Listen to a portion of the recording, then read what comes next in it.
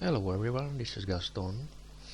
Welcome to a new tutorial for Heritage Avionics package upgrade for Concorde FXP 3.5, which is the latest version currently.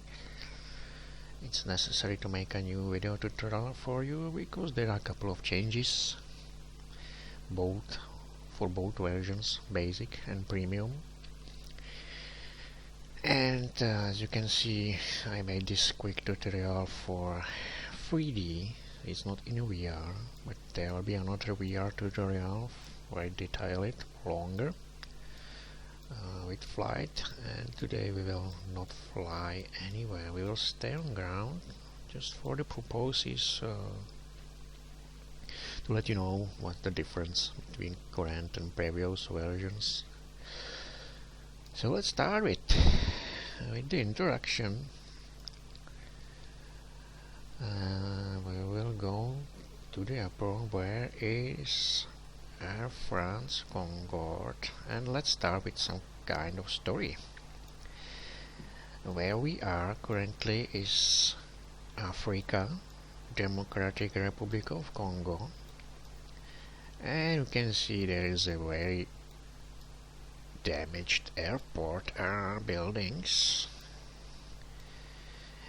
This is a story about Concorde from 1989, where this place was used for landings and takeoffs for Concorde, which has been leased by former King of Zaire, which was some kind of dictator, Mobutu Sese Seko.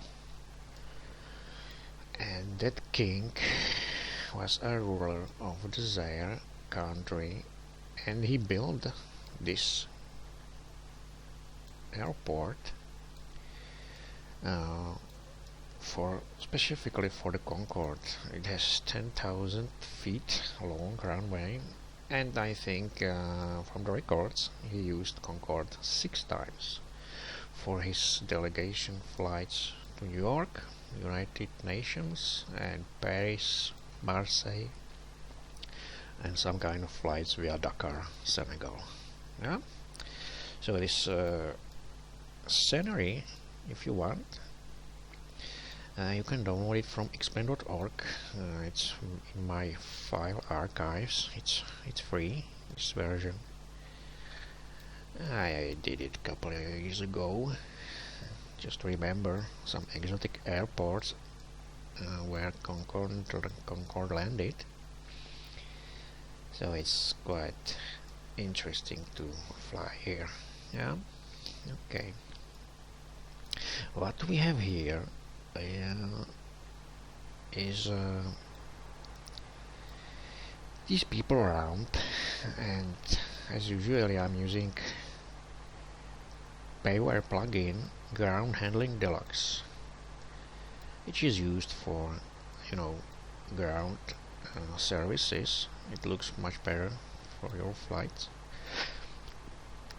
As I said, Ground Handling Deluxe is Payware plugin. However, these people are set up which you can use for that plugin to have populated area with cars and people, and you will find it in my file archives too. Yeah. This is free, of course. That Concorde, as I said, Heritage Avionics package upgrade has two versions: basic and premium. Both of them you can download from explain.org from my file archive, and the basic version is free, is better than I would say Concorde FXP. It's more detailed, it has more features, more switches working, and so on. So it's aiming to be, let's say, study level, okay? And it's freemium. That means if you want the premium version, There is PayPal link in my website or explain.org page, and you have to make a donation of 20 euros to get the premium version. The premium version is some kind of patch for version basic. I will tell you later on how you install it, because many of the users have problems with installation, both basic and premium version. It's common thing, but premium version has more instruments working. They are maintained well currently than the basic version, and the basic version is mostly done by let's say make compatibility for current version of Concorde from Collimata. So it's, let's say, abandoned, but premium version I'm still working on it, still improving it. So if you want to get most of the Concorde of Heritage avionics package, I prefer and highly recommend the premium version. The 20 euros donation, I think it's a standard price for let's say have a add-on. And I will now show you what is capable of. Okay, so let's start. And normally when you load up Collimata Concorde FXP, you start in the cockpit. That is the same for Heritage avionics package, but if you have premium version, please go this way via the stars, navigate to this panel. I will switch it from here, it will be better. So we are in a cockpit currently, and this panel is not available in basic version. Yeah, why I'm going to tell you about this panel is that there is very important switch ground service. In premium version, this ground service, as in a real aircraft, when crew goes boarding this way, they have to switch it on, that ground services, to put the power to the cabin. So we will do it. Okay, we start with it.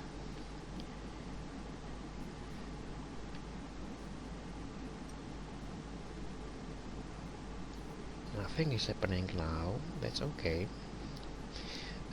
because I have implemented to premium version one important feature. That means it will remember your last switches of the last position of the switches. So this is now currently as it is, and we can go to cockpit. I can tell you some difference between premium version and basic version. For example, these labels here for breakers, you know, they trip some circuits, electrical circuits, if there is electric problem, so they switch it off. And these white circles means that they can be pulled away if there is a failure in X plane. This is in premium version. In basic version, this is not available. It's covered by glass. For example, if you go at the night to the cockpit, I highly recommend focus on this panel in premium version only, of course. In this basic version, in premium version, there is lightning for cabin or cockpit.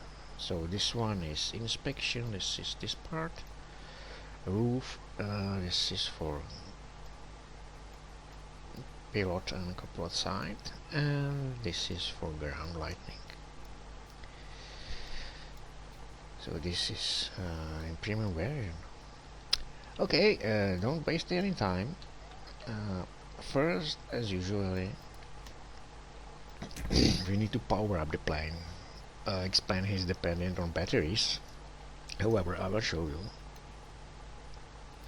There is something here. Alright, let's switch it on.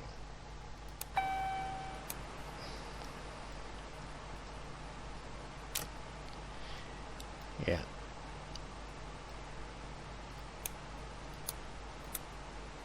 What's going on here is need to switch off some fuel pumps for some reason. There is a loudspeaker switch here which applies a more warning sounds, which is specific for a Deaeration package. If you think you are disturbing by these sounds, switch it off simply. Yeah, and a couple of sounds can be adjusted here. For example, these two. Yeah. Alright.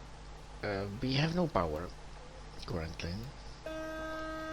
so we will do a simple thing. We need to connect the ground power. As you can see, there is no ground power available. How to do it? You have two ways. First, same in original Concorde FXP, go to doors and ground and connect the GPU. I will not do it because I don't want to open many windows, so I'm doing a separate way. I will call the ground by this ground call. I still don't have a ground power available, but I need to switch this service interphone from fly to ground. When I will do it, you can see ground power is available, so we can switch it on. However, you can see that AC buses are still not powered, so the batteries, which is DC, are not being charged. So we need to switch system split breaker to close for ground only. Now it's okay. We will switch this audio warning, and we need to get rid of red warnings. So this is equipment by cooling, which, as you can see,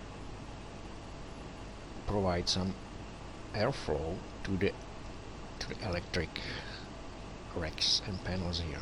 They are old, they eat so much power, and this one we can switch off. Yes, I said to get rid of red warnings, but actually I put more of them here. But this is only for leaving intake circuits off. Okay, let's forget some details. We don't need that anymore. But let's start with the power. Which is in premium version. One simple trick is distinguish power quality for ground power. If I will switch this off, we will see that this will be 0, so we will reconnect it and it's there back. Yeah, okay. Alright, So I will look if everything is switched off. Yes, this is off, this is off, pumps off, pumps off. For some reason, I don't know, I have a couple of pumps on. If you leave it in previous flight on, you will have them in next flight on. Regarding starting the airplane, I highly recommend to use cold and dart setup, as I did. There is a possibility for testing purposes start with approach or at the takeoff runway with engines running, but I don't recommend it. You know, this Heritage Avionics package is meant to be built for cold and dart setup, where you prepare the flight from beginning, where everything is shut off, and you want to set up the aircraft from scratch, let's say. Typically,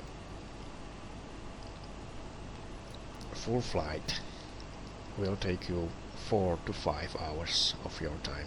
1 hour for preparation, or 30 minutes if you will not use refueling, and 3-4 hours whole flight, and 30 minutes for after takeoff, after landing procedures. If you have only 1 hour or 2 hours, you have to make a very short flight, for example 500 miles or something. Okay, alright, I have made some checklist, not to forget anything. So let's do this. There is a clever switch here, open checklist. It's adjusted fuel flow to much closer real values. Okay, let's begin with what is new if you compare it to basic version or original collimator version.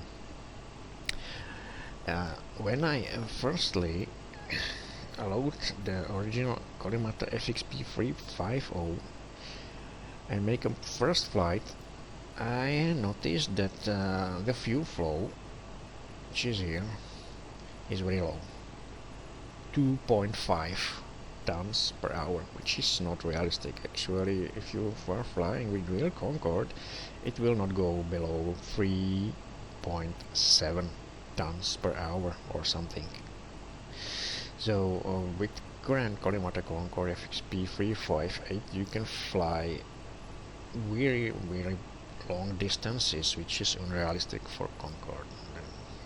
Maximum takeoff weight and 95 tons of fuel will allow Concorde to fly 3,900 miles nautical. So I have adjusted the fuel flow, which now currently works very well, and I have data from Concorde fuel performance system, which is gathering real Concorde performance data with history of more than 20 years, so it can be trustful. So we are working with these values, and I made some flight tests, and these tests provided that current Heritage Avionics package version, which is 389 currently for premium version, has really decent fuel flow and matches the maximum range. Okay, the basic version, the number is the same as collimator Concorde FXP 3.5, so it's the same. So 389 to premium and basic 3.5. Okay. Alright. Okay. Next New one. updated pressurization system. Yeah, updated pressurization system. Updated pressurization system, that means there were some troubles for with the pressurization system. It's good to know how it works, but I will tell you when we set out the aircraft. Just finish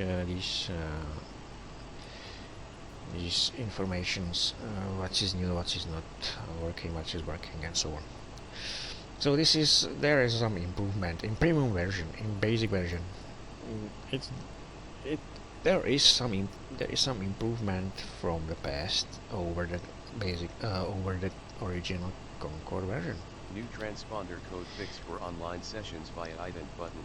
Yes, I will show you. This is in premium version. Many of you flying online and have a problem with transponder code to see by the ATC traffic controller. So I made a very simple trick to do it. So let's start it here. You can see a difference between premium version and basic version or original Collimata version, where the layout of the transporter is different. This is premium version, it's digital with display. Yeah, you can see. And the basic version is the analog without display and some turning knobs. If you want to fly online after this setting to 1 and have some code here, please hold the ident, which is here, for 2 seconds.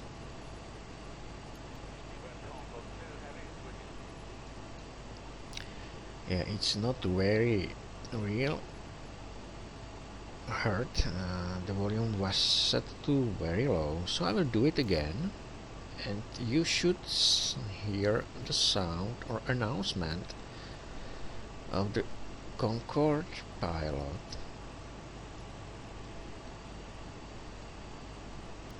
Speedbird Concorde 2 Heavy is with you. This is the sound which will confirm that this code is ready for ATC traffic control, so it should be okay now. Only in premium version. Next one. New real ISA temperature calculations. Yeah. This is something that a long time the ISA temperature, which is here and here, was not used. In v3.5 from Collimata, finally this information of international standard atmosphere has been added. It's no longer 0. Currently we have 11, which means it's above standard temperature, and ISA in plus numbers or values doesn't let's say benefit from engine power. The best temperatures for maximum power is minus something. The plus is making some drawback, okay? And that means if you're going supersonic and you will have plus 11, you will be limited in maximum Mach number, let's say 1.93 or maybe less. So this is something that you can much to do with it, because it's weather, you know. But the basic version and Collimata, okay, Collimata version have this information finally visible, but the engine power is independent and is not affected by this temperature, which is not correct. In basic version of Heritage Avionics package, there is some ISA information and it's connected to some systems but not to engines, for some reason. But in premium version, which is new here, these ISA temperature calculations are from the explain directly, where in basic version it's artificial,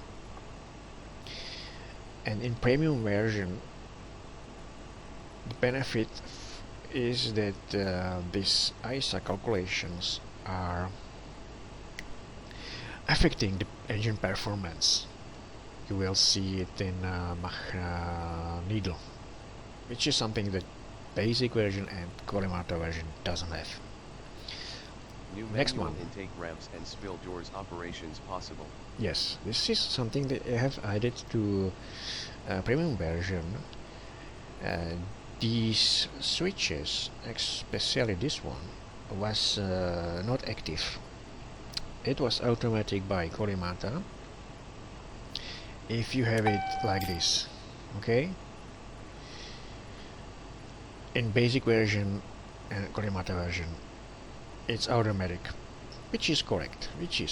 But if you do it this switch to manual, it does nothing. Actually, nothing.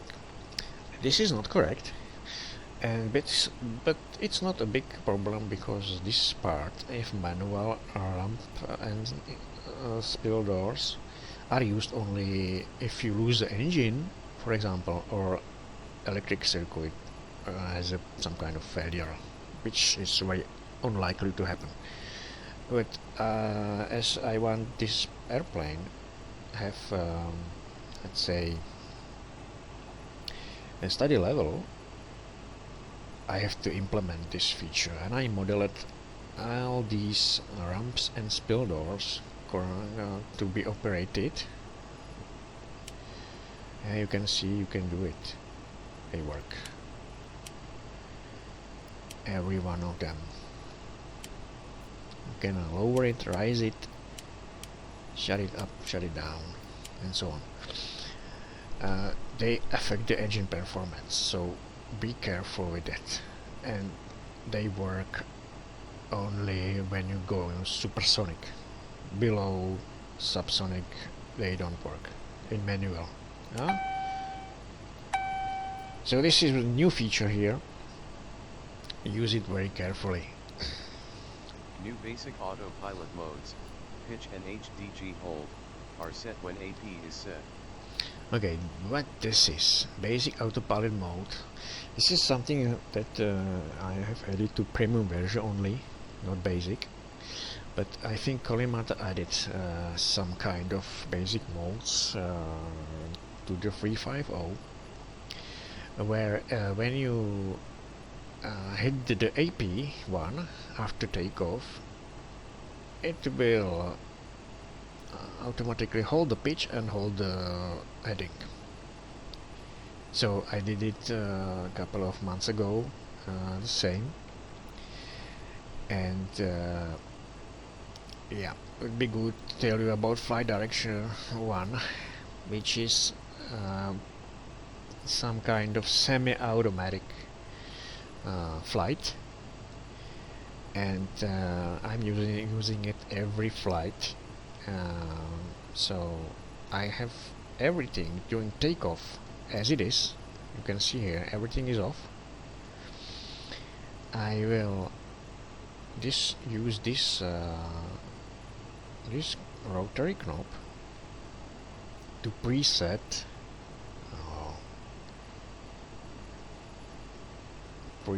this indicator, which is usually in real Concorde used only for indication which pitch angle, which is currently 10, but it should be more. It should be 20 or 15. Yeah, so I can adjust it a bit more. But I'm using this for setting with flight direction this pitch after takeoff. It will help me to focus on other maneuvering or other duties of captain after takeoff.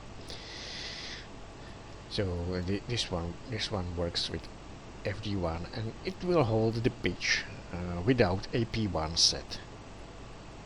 So this is very helpful feature, but I'm using it only for a couple of seconds, let's say 40-50 seconds. Then when I reach 2000 feet or more, I will switch on the AP1 and start with vertical speed usually, or any other modes. New joystick mappings for Yes. auto throttle. Joystick mappings has been requested many of you that you want to have it, so I did reheats, throttles, this is standard, and yes, this auto throttle is it has settings for your thrust masters and any other controls. This one is set to no speed down for vertical speed, so you will find it I think somewhere here where the others are. New DME update functions available within Precision Degradation. Yeah, it would be good to start with INS because there are many changes. Let's do it and set all of them to standby.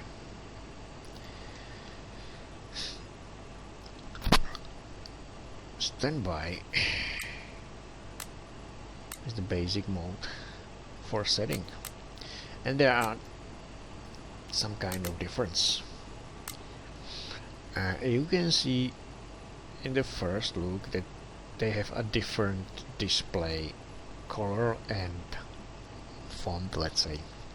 This is premium version. The difference in navigation and INS units between basic version and Collimata original version is following. I will explain. Basic version use the same INS system like Collimata original version. Collimata added two possibilities to use navigation. First is X-plane based, and it's connected to GPS, which is here. And that original Collimata version with plain X-plane navigation is using only first INS. This one, these two, I think they don't work very well in terms of remote connectivity and so on.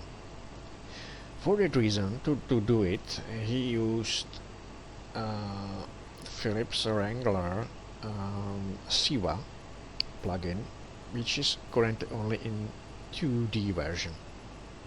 So you have to open it somewhere here. Yeah, I don't have it currently. I used the version number 1 in the past, and it's improved version. So it has no 3D version, it has 2D version, but it's connected to these units. And you have to set it, I think here, set graphic user interface settings. So we have to set it somewhere. Where is it? It's not here. Yeah. This is. I'm using older graphic user interface, but it's somewhere here. Sorry for that. I will upload it, but it's only for my computer. You will have this correctly visible. So there you have to set the, if you are using the payware Siva version 2 or not, for original Concorde FXP, and the basic version. I made compatible the basic version with Siva version 2, so you can use it. But if you have a premium version, it doesn't make any sense to use Siva version 2 on premium version, because these units in premium version are almost the same features and working capabilities as the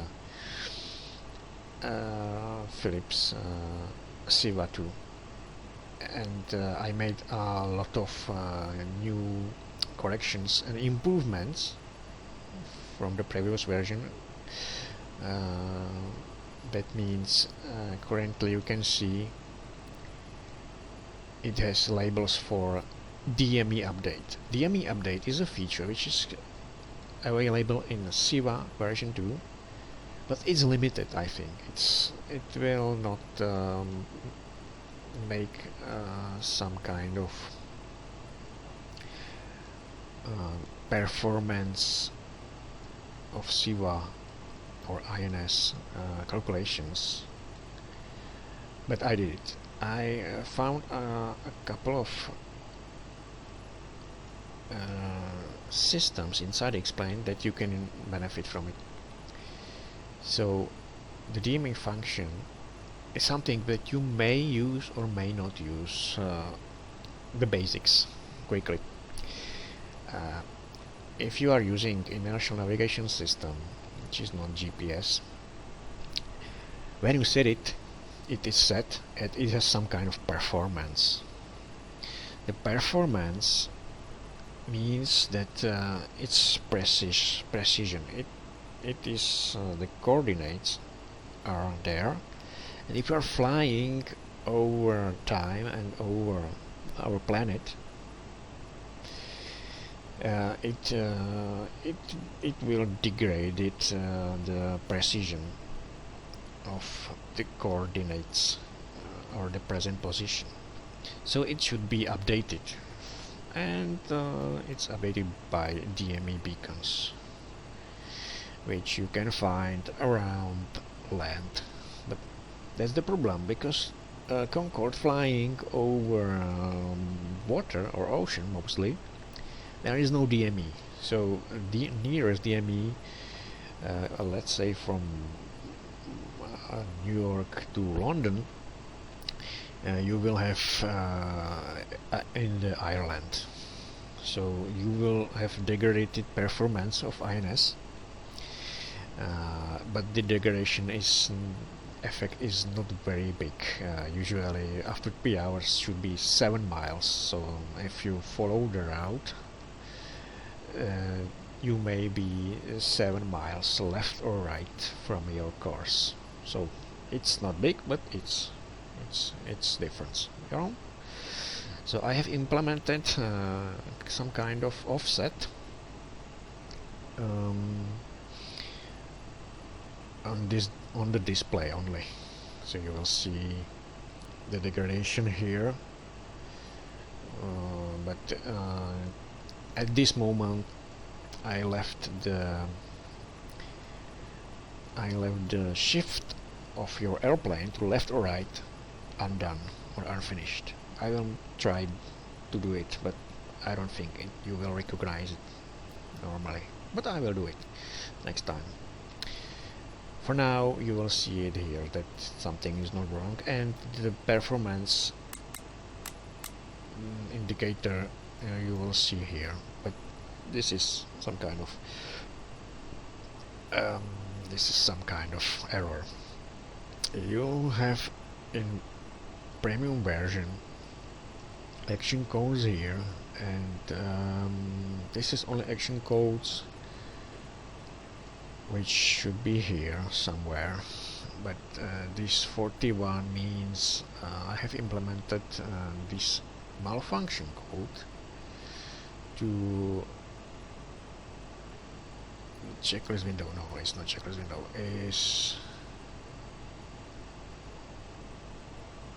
here, custom content.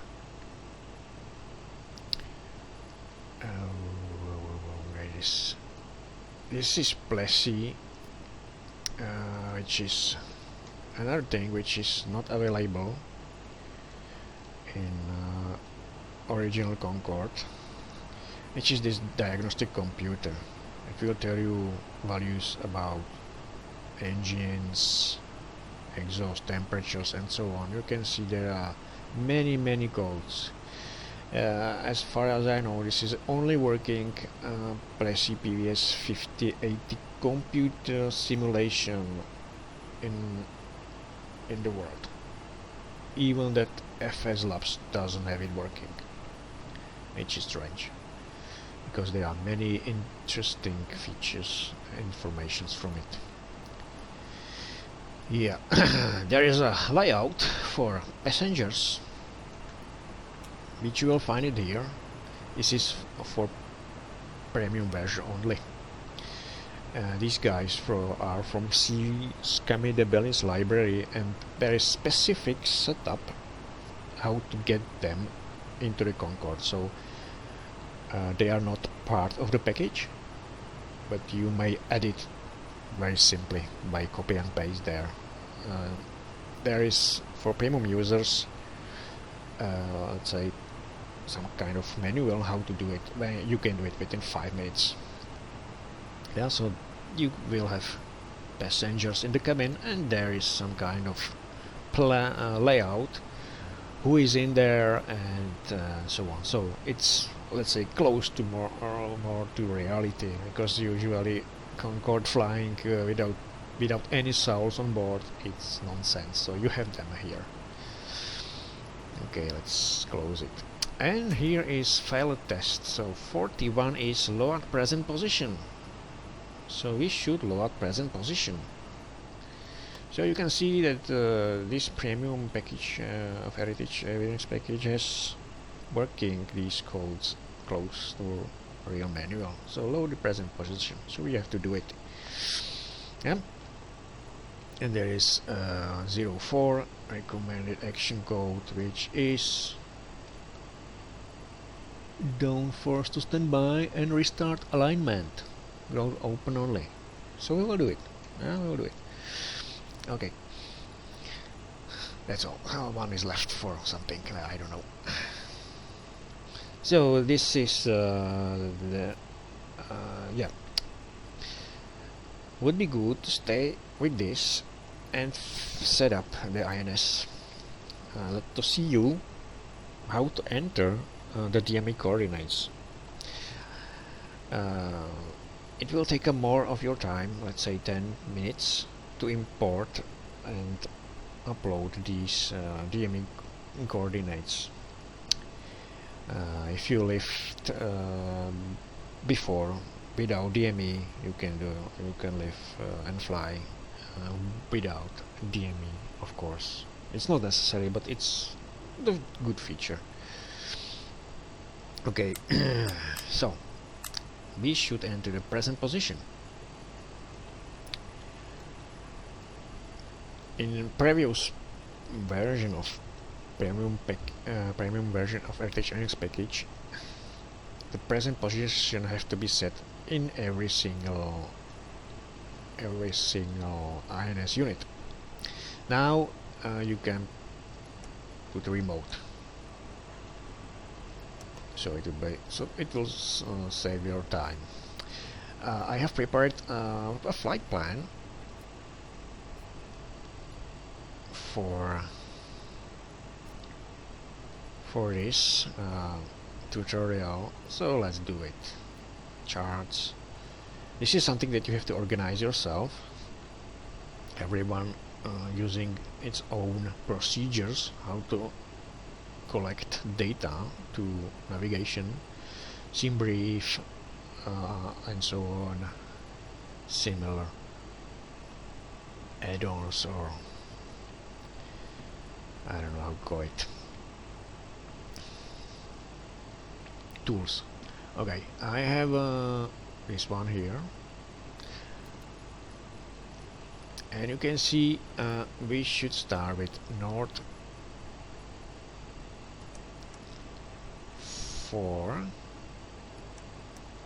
16 40. Yeah, there is currently a new feature where you don't have to press every single digit. In previous version you have to put 0 4 16 40. Now I think it should be okay to set that with those zeros at least here. I'm not sure if this one used. Let's try it. And no, it doesn't work. It still doesn't work. So let's do it old-fashioned. North 0 4 16 40. Insert east 20 58 3. There is small adjustment to match the current position, and you can see it has been transmitted to the others. So we have here present position. In basic version, if you are not using paid Siva plugin, you don't have to do it. You don't have to do it. It is made by Explain automatically. Yeah? But in premium version you have to set the present position, and in a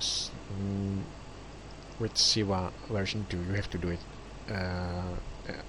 the same. Yeah, set the present position. So we will switch it off as set here, and now we should input some waypoints. Okay. There are a couple of waypoints. It's more than 10, so 0 1 2 3 4 5 6 7 8 9 10. So the Paris, we should change the coordinate or enter this waypoint during the flight. Okay, so now let's enter the flight plan. There are a couple of possibilities. In Korimata version, you can do it manually without Siva version 2, like 9 waypoints here, or load a flight plan in the format of Explain. The same for basic version of avionics package. For premium version, Explain flight plan format is not supported, and you have to load it manually. But there is a tool called CPS-NG, which is a very good tool for planning for Concorde specifically. I highly recommend to use it, and there is a possibility to load flight plan from that CPS-NG. I will not do it this time, but I will show you that procedure in the next tutorial, which will be in VR and will be more detailed and longer. Yeah? So we will not do it right now, but I will quickly show you where it started. For every, doesn't matter any flight, any version of avionics package, you have to first enter the first waypoint. Let's start with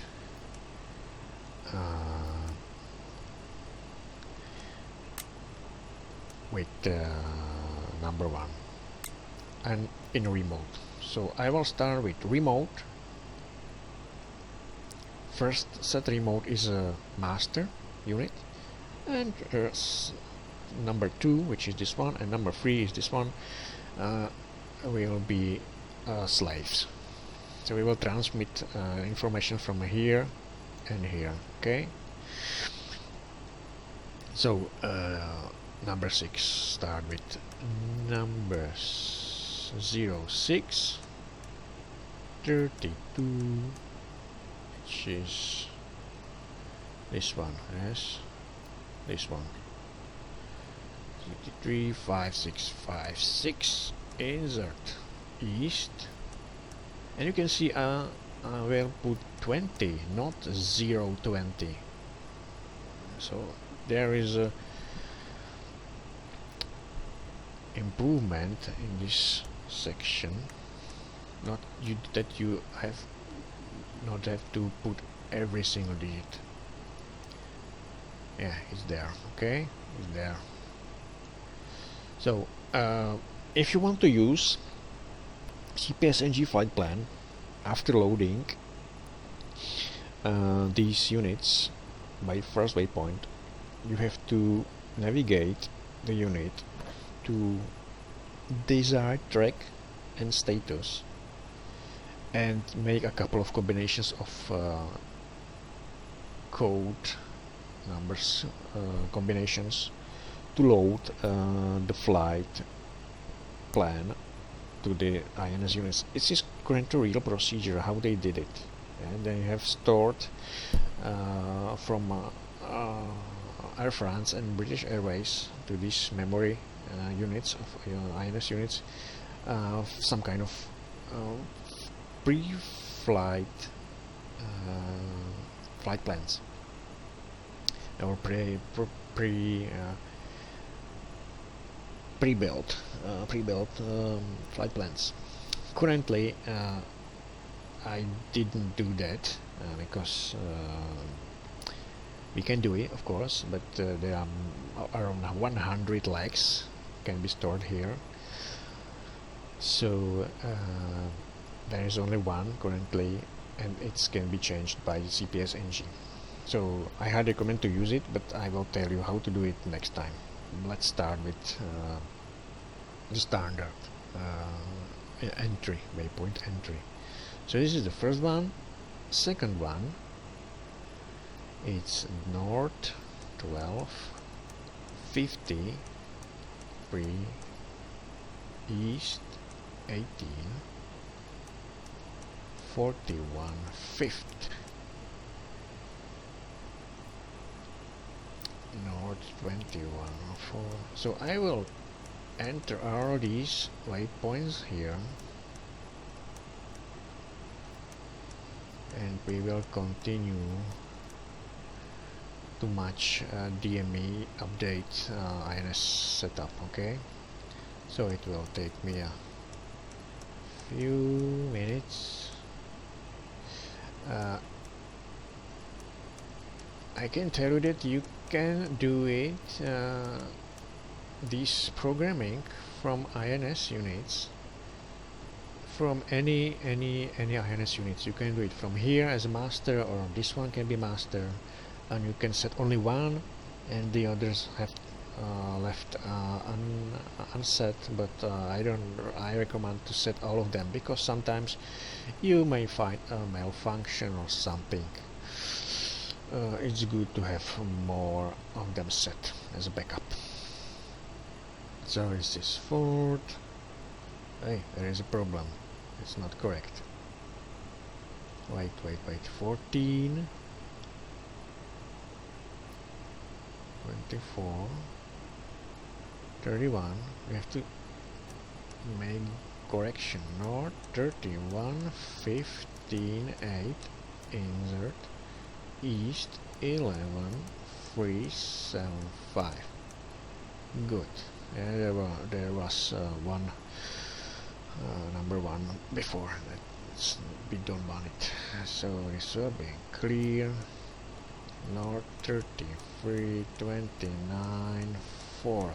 I highly recommend to not be too fast on these units in premium version and the basic versions too, because the response is by plugin or explain very slow. It's around 1 second, so don't be hurry, take your time, and all will be good. Because many users asked me that INS units doesn't store their waypoints. This is because you have to really wait for these numbers or keypad to be again responsive. It's very slow, yeah? But I made the others faster, but the number one is still slow because it's connected to its plane, so I cannot fix it currently. 33, 11. Yeah, I can see that I have in my flight plan some kind of remarks. This means sharp, with the sharp turn. It's close to Mediterranean Sea, to avoid flying over land. But currently this flight has been in 1989 conducted overland, because Africa, you know, is not very many populated areas. It has many not populated areas because there is some sands and uninhabited plains. Okay, next one, North 37, no, 905. No, that's not correct. Yes, it is. No, it's not. If you made a mistake, it will clear all the inputs. Okay, east. It's very important to spend a time on this part of setup, because the avionics units have to be set correctly. So it takes time to set it up, but please be cautious with this, because it may lead later on to any flight routing problems of your flight. So do it very good. 0. Okay, it's at 7, 19, 3. Alright, 8, North 43, 060, East 438, 3, 9, North 45, 10, 6, East 4. Normally in previous versions of avionics package you have to put 3 zeros. Now it's only the number. It's enough. But only on these displays I can see. I will try to fix it to this one, but currently I'll hold here. Number 0 is current position, so we don't need to set it. Alright, so we have it set. It's transferred to the explain, and to transfer it to the rest of the units you have to make a check that they are here. So let's do it. So number 1, scroll this wheel. Yeah, you can see you are scrolling to the end. Looks to me that there is a problem with the last 2 waypoints. Yeah, but the problem is okay, the problem is here. So let's try to fix it. 8 is this one, so we need to fix it. Okay, no, clear North 43, 060, East 5, 3, 4, 43, 42. It's not correct. Again, North 43, 060, correct. East 5, 3, 4, 4. That should be enough. Okay, is there? Is there? Yes. You can see it matches. It's the same. This is the same. And how about number 3? Yes. Alright. So now we have set the flight plan. You can see that there are a couple of alerts. That means it's not aligned. Yeah? So we will make alignment, but just wait. Sometimes you may see these red, that means they are not set, and it's INS comparator. It will tell you that there is a problem with the units. They are not the same set. Yeah.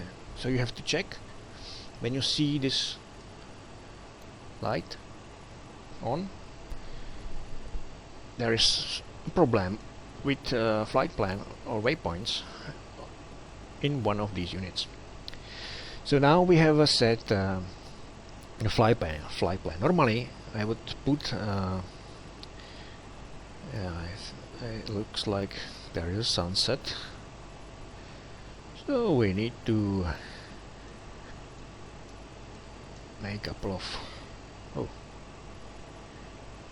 of lights set up here. Okay, this one, okay. Right.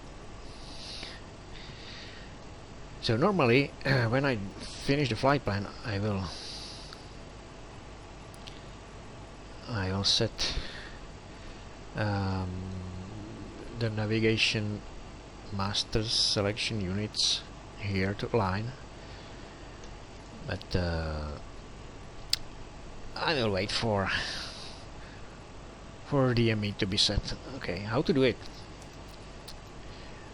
DME update is only, as I said, available in SIVA version 2, not in basic version without SIVA, and is available in premium version. How to set it for premium version? Normally in real Concorde you have to press 7 and 9 at the same time. How to do it? We have only one mouse cursor, so I put a simple trick. There is a hold, and if you put hold in waypoint, it will show your current position. Okay, it's a standard feature of an INS unit. But to go to this mode for DME, because DME you have to set waypoints and altitude of the waypoint and the frequency. So there is mode for DME, where is latitude and where is the frequency. So let's put a hold, select 7 and 9, and you can see something is changed. The numbers disappear. So currently we are in DME mode. Same here. Let's do for number 1. And I found 3 DME units, 3 DME beacons. One is in Sebha, which is, I don't know, something in the middle of Africa. There is a Monastir, Morocco, and Marseille. So set it here, 7 and 9. Same here. Let's do it for number 1. Hold 7, 9. Don't forget to depress the hold. If you will be in hold all the time, bad things gonna happen. You will lose a couple of numbers. It's not. It's wrong entry. Yeah. All right. So same as before, we can use remote, and remote. Always when entering any waypoints, you have to have all these knobs to waypoint in every single unit. If you will be, for example, in distance, time or wind, it will not store any waypoints you entered. Okay, so we start with number 1. So the coordinates is here: north 26 59 2, insert east 14 27 2, insert, and it's there, and you can see. So this is, let's say, another memory bank for waypoints, but for DME purposes. Let's make the others. North 35 45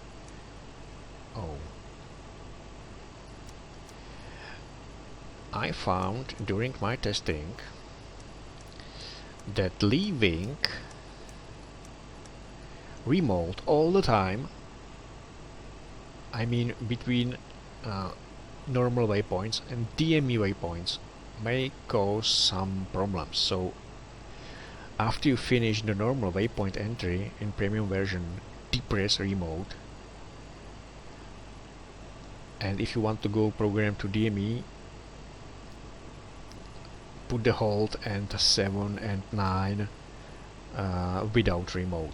Yeah, when you are ready to enter the waypoints, then you put remote, not sooner or earlier. Okay.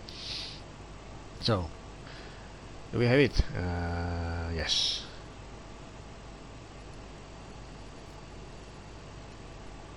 And last one is North 43. Okay, it doesn't work for some reason. North 43 26 0 insert East 513, and now these zeros I think we can omit. Is there? No. Okay, so we have to clear it. That's not correct. North 43 26 0. Sometimes you can, these zeros don't need to enter, but currently it depends on some kind of situations, so it's not perfect. East 513 0. Okay. Yes, as before, we need to scroll the wheel to check if the coordinates have been set correctly. So it is. Now what we have to do is to depress the remote, as I said. Go to 1 and switch the mode for DME altitude and frequency. So first frequency will be this one. Hold, and now instead of 7 we put 3 and 9. You will see the north and east marks will disappear, which is indication that we are currently in numbers only and frequency mode. Now we can put remote, remote, and again remote.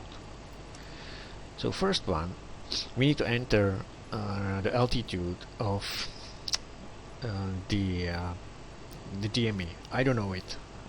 So let's put anything. It will allow you to put 3 digits when the first one is. I will show you. Let's do 1000 feet is 01. Yeah, but wait. It's not working like this. Be careful on this, because it may lead to mistake. You have to first tell him if you want to set frequency or altitude. The standard procedure is first altitude and then frequency.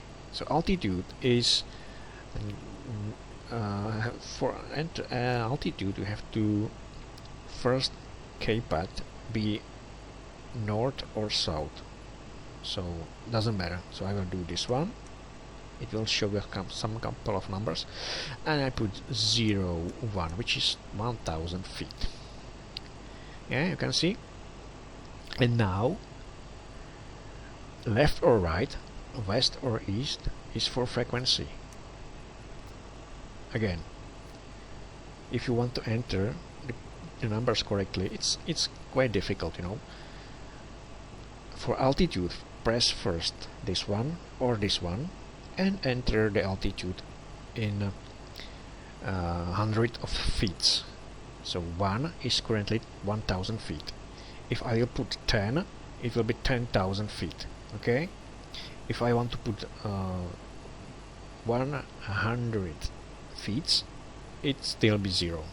Yeah, so it makes sense to put zeros here, but you will see nothing as usually, because this display currently has a problem with some kind of numbers, which is usually 0, but there is 0 currently. So let's finish the frequency. The frequency should be 147. 114.7. You can put 114.7 or 114.70, it doesn't matter. You can see it has been transferred. Okay, let's do it for next one. So first we need to enter the altitude. Let's go for 0. So up or down and put 2 zeros, which is 0. Nothing is shown, but if we put left or right, yes, 113.1 works too. To check that, just go and scroll the wheel. Last one, we do for example left or up and down, north, south, 2, 8, doesn't matter, and we put 10,000 feet, for example. So it's 10,000 feet, and frequency left or right, west or east, 4 or 6, 117.3. Okay, 117, doesn't matter these dots. It's normal, it's okay. Yeah, so you can see it's untransferred here. Okay, so we have that. For what reason we spent 10 minutes on working on this, I will tell you. But let's start with the alignment.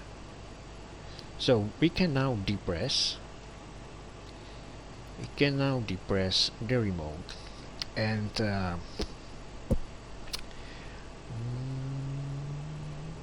yeah, if there will be frequency the same as it is here, and if there will be frequency, wait, we need more light here.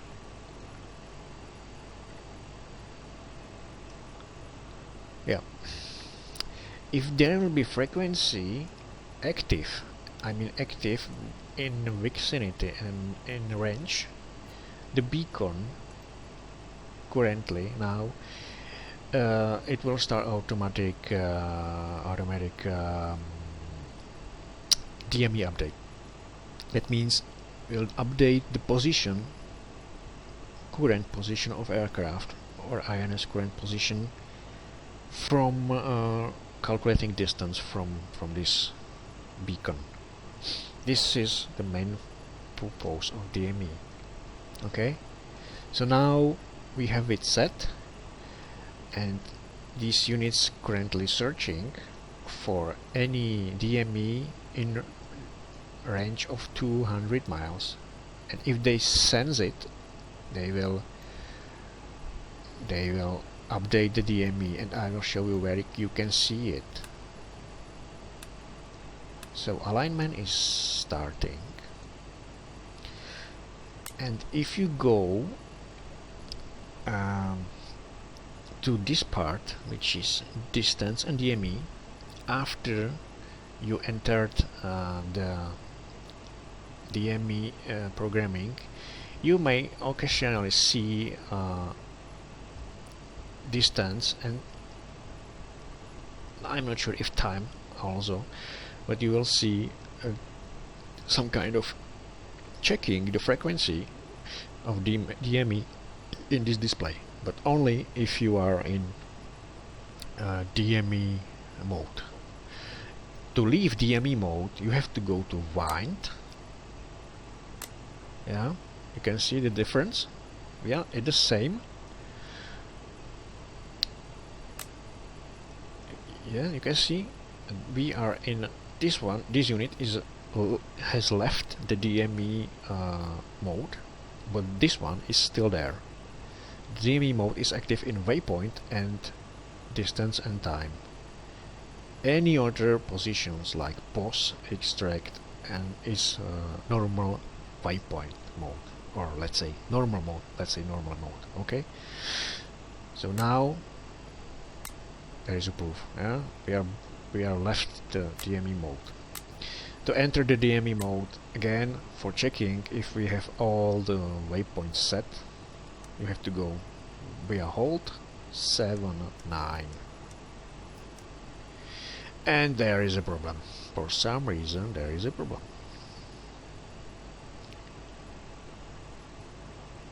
Number 1 is a problem. Should be something else. Yes. So there is a problem. Let's see if this problem is here too. 7-9. No. This one is okay. So you can see that man, there is a problem too. Alright. Really? Hold 7. Yes, that's number 3. This is okay. Sometimes it's good to check. This one is okay. This one is a DME waypoint, but there is problem with something. This is if I put position and go back to waypoint, we are in waypoint mode. We are not in DME mode. So waypoint number 1 currently has some kind of problem. It should be 6. So we will change it. Clear. So if you have if you encounter some problem with INS, you can simply hit the clear to the affected unit, and from the redundant units you can replace it. North 06325, insert east 2059-4, insert, and it's okay. It's 12. Alright. Okay. This may happen sometimes when you not follow the procedures correctly, but I don't know what I did wrong. No, doesn't matter. So let's enter this one. Okay, that means there is a problem. Accidentally we have problem with waypoint number 1 in both units, or in both modes, in DME and waypoint. So let's correct it. Doesn't matter. 2659-2, insert east 1427-2, and should be okay. This is okay. This is okay. Yes, this is the same. This is the same. How about frequency? 3 and 9. Frequency stays where it should be. Alright. Back to normal mode. Back to normal mode. No, there is still problem. There is still problem. So we will change that. North 06325, east 2059-4. Alright. As you can see, this programming costs a lot of time, so decide if you need to program the DME or not. Yeah.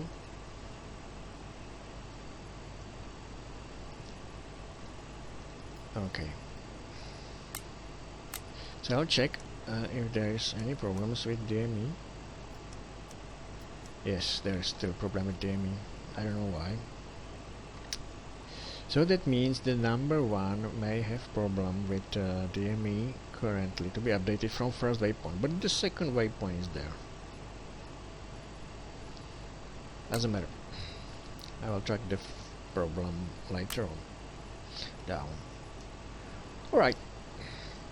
So update or alignment has begun, and you can see there is a performance index 65. When it reaches 55, it will allow you to switch this selectors to nav, and that means you will have a navigation ready to fly.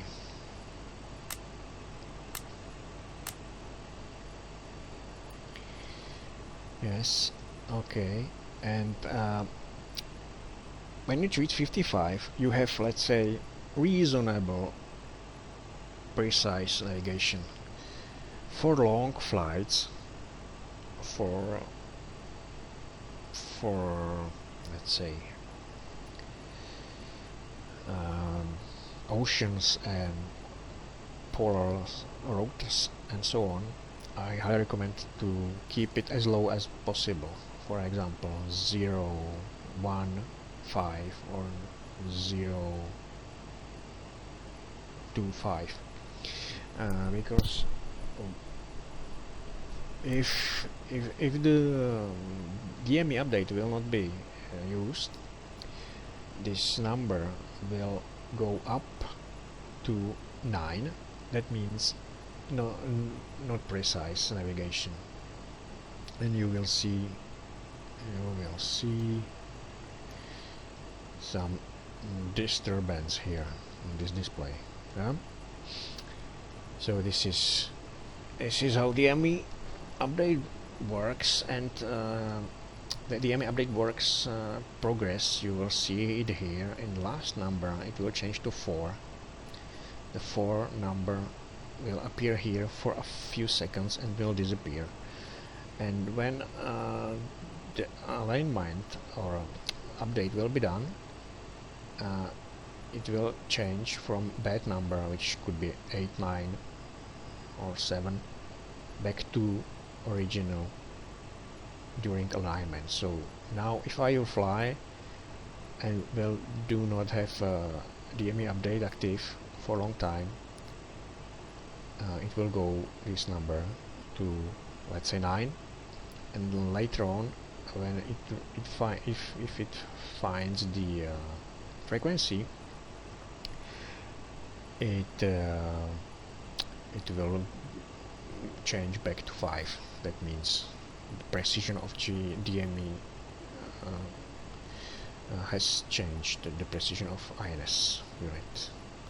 So you can see that I want to make it fast, this part of tutorial, but it's long, so let's skip it. It's finished. Let's go to the next checklist part, and that is really advanced feature. Yeah, okay.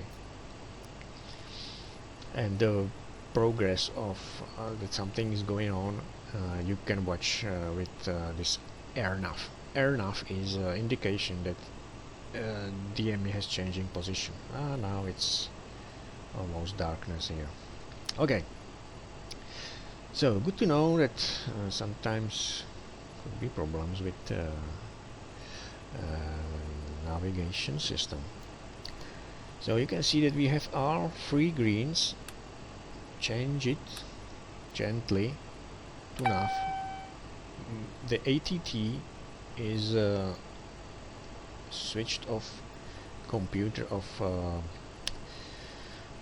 INS units. I don't recommend to use it. Yep. Alright.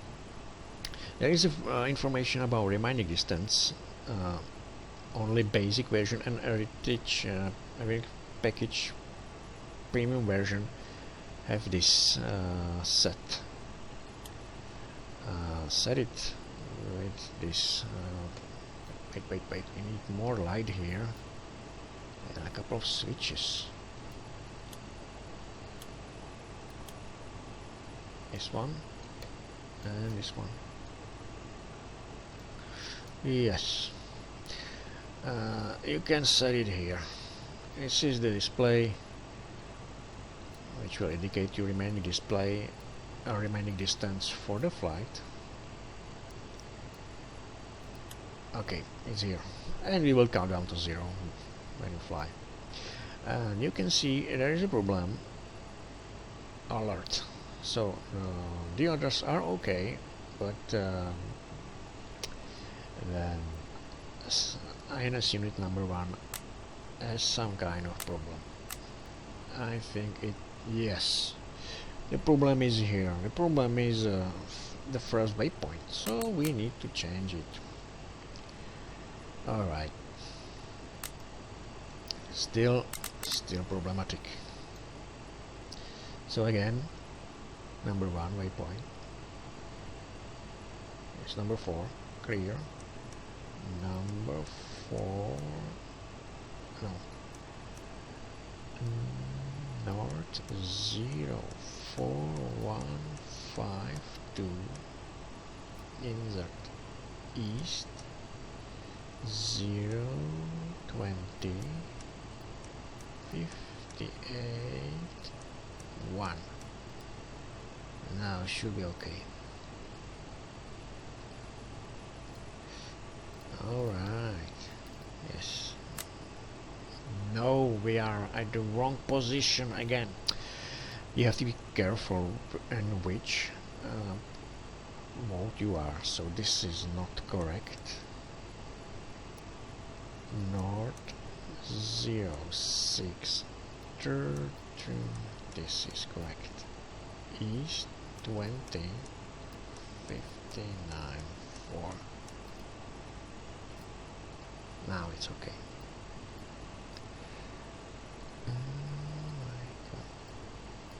So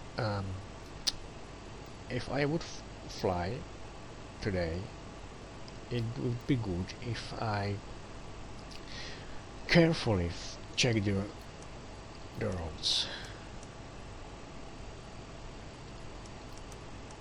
the waypoints, because there could be a problem.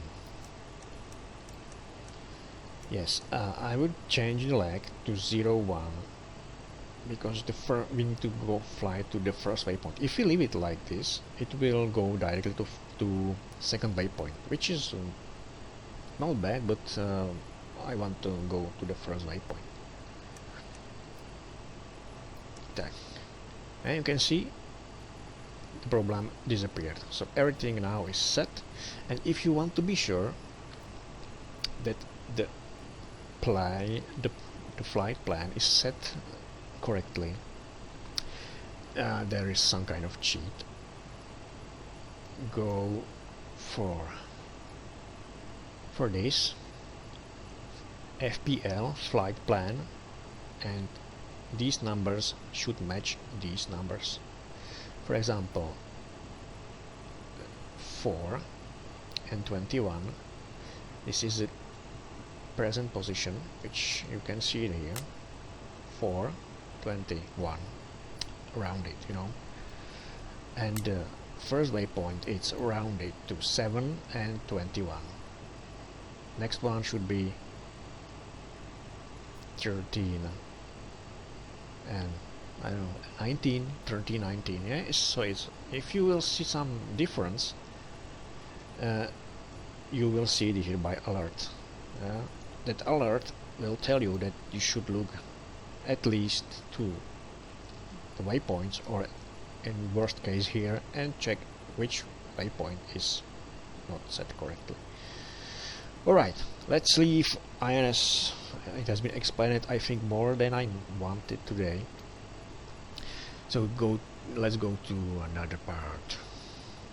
Nuance units accept shorter without zeros coordinates inputs. Yes, I showed you that you don't need to put every single digit here, but it still has some let's say box. It's not perfect, but this part works usually very well. New various fixes in trim fuel tanks, cabin temperatures, and engine gauges. Okay. Trim fuel tanks.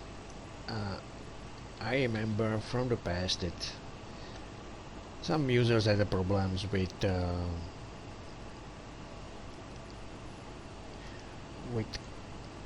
gauges of the fuel panel.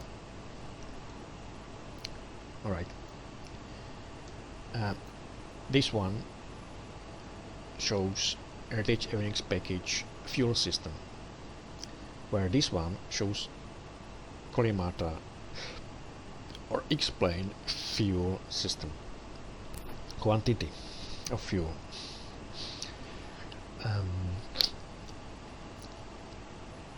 I will show you how to change the fuel. Normally, if you load up the flight, you will enter the fuel here, right? There is 23 tons. Or you can do it here.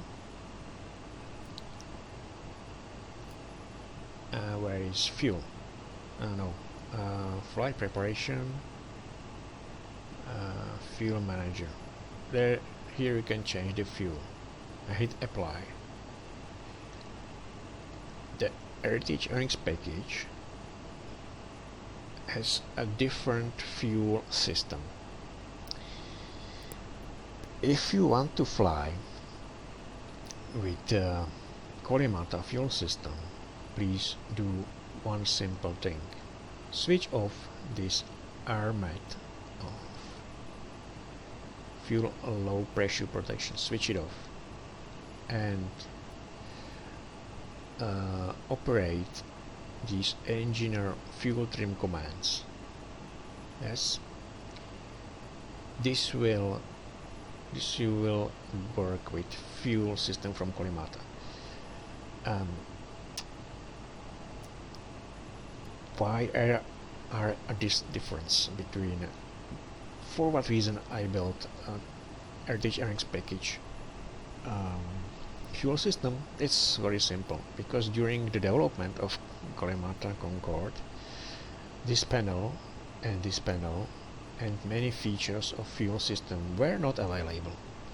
So I did it and I decided to make my own fuel system. And now it's let's say in the last stage of development. It's much better than in before. But sometimes you may see a difference between this fuel gauge and this one. I will explain quickly. Heritage Earnings package basic version and premium version works with own fuel system if this one is armed by default. And regarding flight conditions and your inputs, it will change between these modes: ground, takeoff, flight, descent, landing. This is something which is bound to explain flight model, and for example, for takeoff you cannot fly Mach 2. This is thing that you cannot overtake. So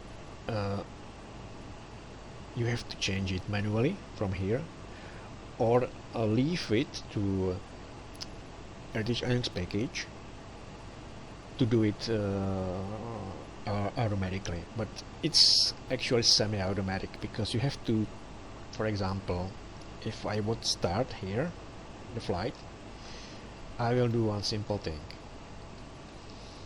I will show you. Progress is like this. During takeoff, it's this engine rating mode set to takeoff. After takeoff, set it to flight. all these 4 switches. Currently they cannot be set to the other position. Yeah, you can see it doesn't work, but they are preset to take off.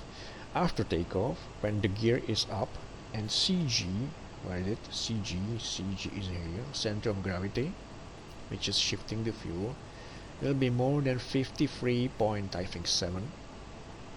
So now you have to pump a fuel from front of the aircraft to the rear of the aircraft. When it happened, the avionics package switch the flight mode from takeoff to flight, and flight is 90% time the flight model mode that you should have. In certain situations it's very necessary to set it manually. For example, if you accidentally switch and deploy the landing gear after takeoff for some reason, by mistake or any other purpose. Okay, after you do the takeoff and everything is going well and CG is more than 53 now, then the fuel system of avionics package works for you, and it's up to you to manage the fuel system. There is no automatics, but it's not very difficult, you know. You can see there is 13 tanks, where this one is engine number 1, engine number 2, engine number 3, engine number 4. This tank is in the front and is used, and it should be depleted first. So currently, don't look at the values, I'm pretty low on fuel, but this should be depleted first using these switches, these pumps, left, right, and left, right is there for simple thing. There is wing, this is wing, left wing, and this is right wing. So you can decide to which wing you need to shift the fuel. You can shift it to here, which is this is wing tanks, this is engine tanks, let's say, okay, and this one is rear aircraft, and the rear aircraft, let's call it trim number 11, trim number 9, and trim tank number 10. And you can normally, if after takeoff you will start depleting this tank to this tank and this tank. This is the first stage. It's very simple procedure. Okay, when you reach Mach 2, you should deplete it, this tank again, here and here, and look to the CG, how it's shifting front or to the back, and keep it between these limits. This is the same for all versions, and doesn't matter if Collimata or basic heritage or premium heritage. It is the basic procedure for every Concorde fuel management. Okay, and if you want to keep the CG in the front, this one should be depleted. If you want to keep it in the back, or move it this white mark to closer to the aft, use these two and shift it here. Okay, always look at these two, they should be full. If they goes to 0, it will switch off the engine because there is no fuel. You run out of fuel, and you need to restore the engines, which is difficult.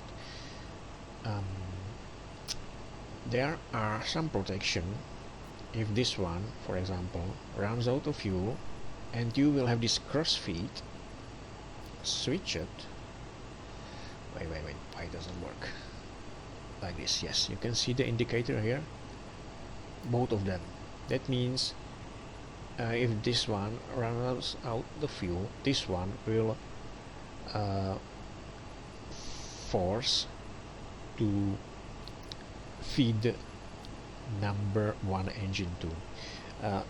If you can imagine, this is only a tank, the engine is in this layout is somewhere here, okay, or is consumed, so they are here. So you need to refill or feed the engine number 1, which is here, from tank number 2, and it goes via these white lines. So we'll go this way, here, and here to engine number 1, yeah, but only if it's like this. If it's like this, it won't happen, but only if this one is at 0. It's very common that you will have less than 1 tons of these tanks after long flight during landing, so always watch this for tanks. You can feed it from this tank, which cannot be refilled or replenished during flight. There is no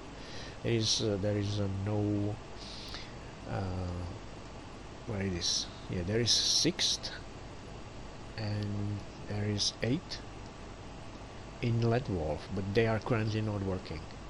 I'm not sure if in Kalimata version, but these inlet valves are standby inlet valve. That means they are used in certain situations, abnormal situations. For example, during refueling, ground refueling, which we will do now. And I can tell you that this one works, this one works, this one, and this one. 7, these 4 still not working, yeah, in RTH avionics package.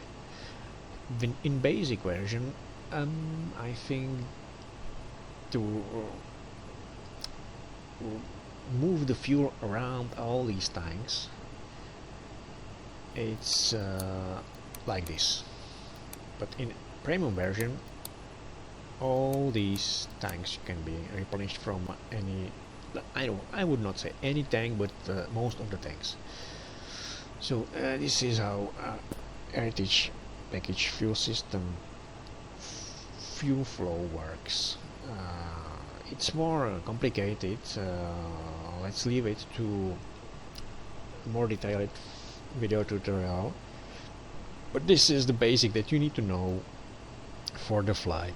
So use these pumps to refill these tanks for engines. Usually standard setup is that is like this all the time, this, and it's not recommended to set all of them on auto or open or shut. You can have 2 options. You can have it on because not all of them has auto, you know. Some of them have only open or off, yeah? But there is an automatic mode, semi-automatic, and that semi-automatic mode works only if you have these selectors preset. For example, I need 5.7 tons here. So if I switch automatics, now it will take some fuel from somewhere, usually from this first, and pump it here. Yeah, so let's try it. It can be done without engine runnings currently, I think. and it's here. There is some change. Let me show you. No, it's not there.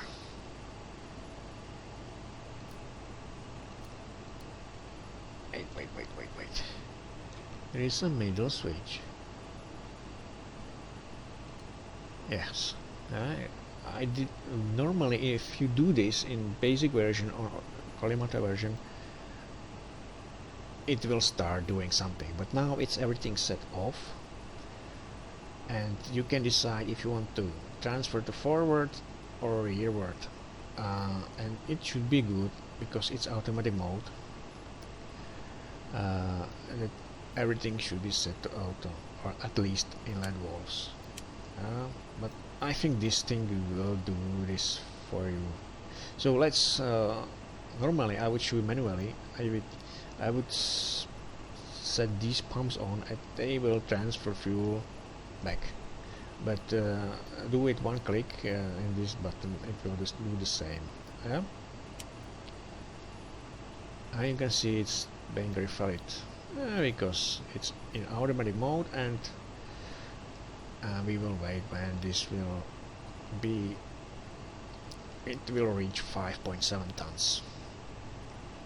You can see the behavior is different from Collimata version. It's more precise. The numbers are changing more fast,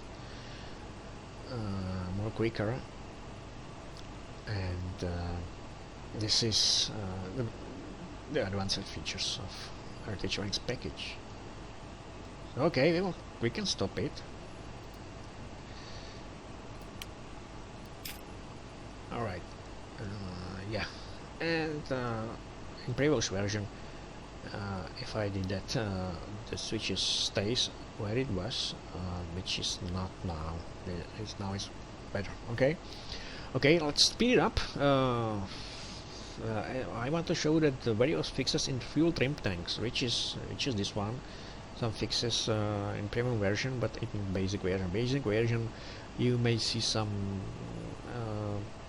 switches has to be switched out manually by you, and in general, I would recommend to use avionics package fuel system rather than Collimata, because Collimata doesn't have these CG computers and these settings. So normally you should also set these computers. I will show you how to do it. It's one of the pre-flight procedure. You need to know how what kind of numbers do you have to set here. Let's start with something which is available only in premium version, which is ground refueling. Ground refueling has in Fly with Lua macros Concorde avionics package fuel loader. Let's find it. You can see that there is a preset for some kind of tanks, which you can see there.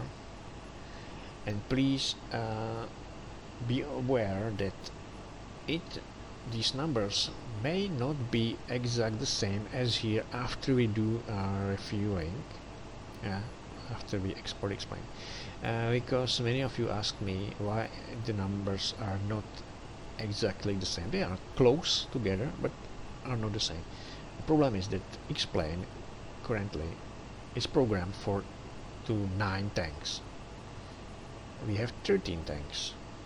We have 13 tanks, and some of them has to be put together by Collimata. So Xplan decide which a couple of tanks will split the fuel or make it together. So let's load up the plane to full tank capacity, which is 95 something. Let's do this. And there is a cargo and passengers. Let's make 55 passengers, let's make it 100 passengers, which is maximum takeoff weight will be around 184 kilograms. There is zero fuel weight, 88 tons, which is something we have to put here. This is zero fuel weight, this is fuel, this is aircraft weight without fuel. There are a couple of other informations for you, and now if we do this, we will change the quantity of the fuel to the X-plane. See what's happened. You can see there is a quite sound of, and we lost the power. We lost the power, so we will reconnect it simply. Alright, this effect of power is only in Heritage avionics package premium version.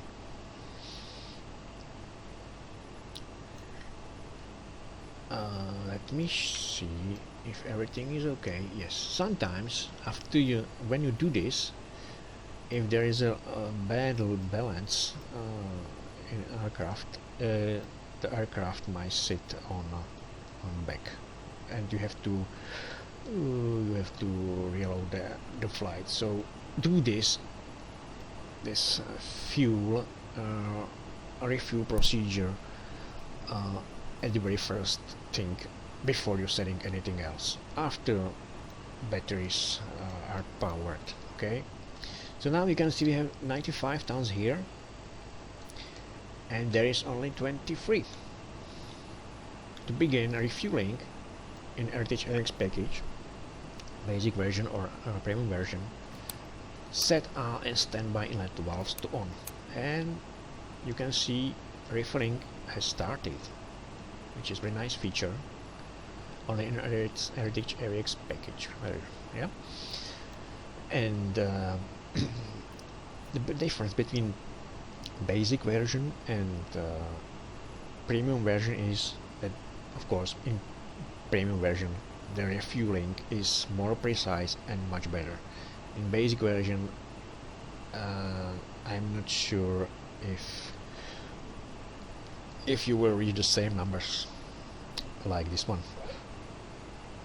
or the same way. Okay, so I prefer premium version because you will get the most of the Concorde. Okay, so why we are doing this?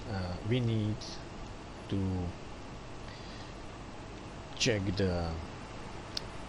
and set the CG computers. Of course you can fly without this, but it's not a very good idea, because this setting affects a couple of instruments here, and I highly recommend to set it. If you don't remember which zero fuel weight number we had, you have two options. Go here if you have premium version, and there is 88786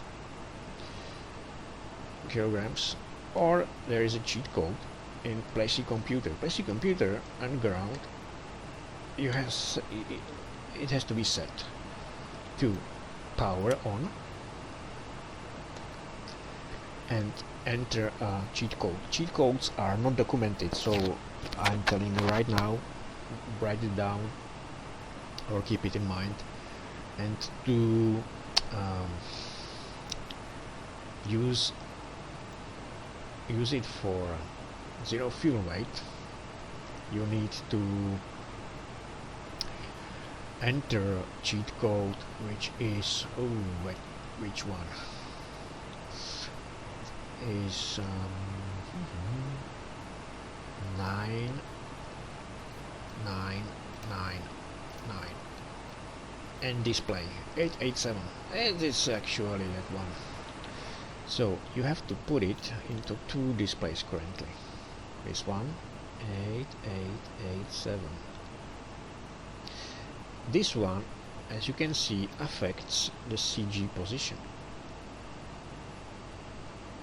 Okay, we are set here. Zero fuel weight center of gravity. Center of gravity, I do not have any computational charts for this, but it should be somewhere between 50 and 54. So let's make like this. This is standard. This is something that you may, if you change the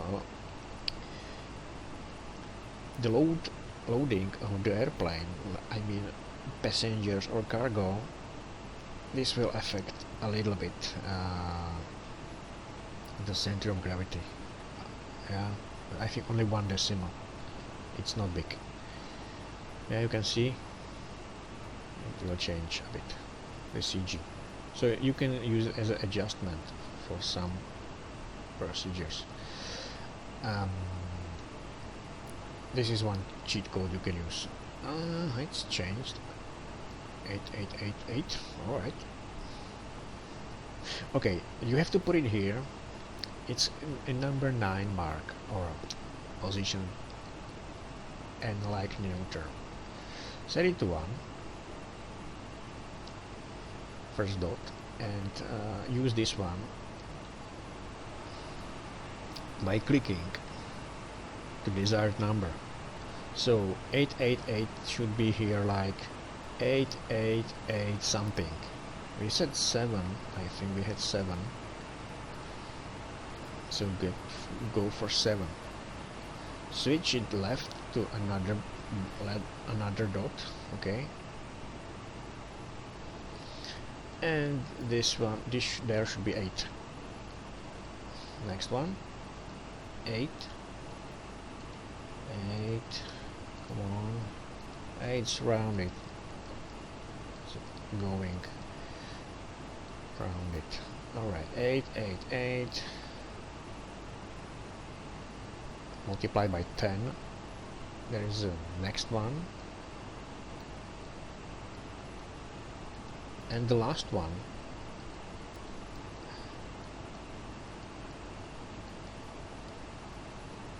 should be left as it is, because by multiply by 10 it's 88 tons 870. That's all. Go for last one, do not enter anything, that's okay, and go back. Now we need to enter this part, which is total remaining fuel. This one is still not trustful, this display, so we need to go for this, and it's again multiplied by 10, so we enter 9543. The 0 is that multiplier. 9543. 95. I'm going from the right side, so 9543. So let's enter 3.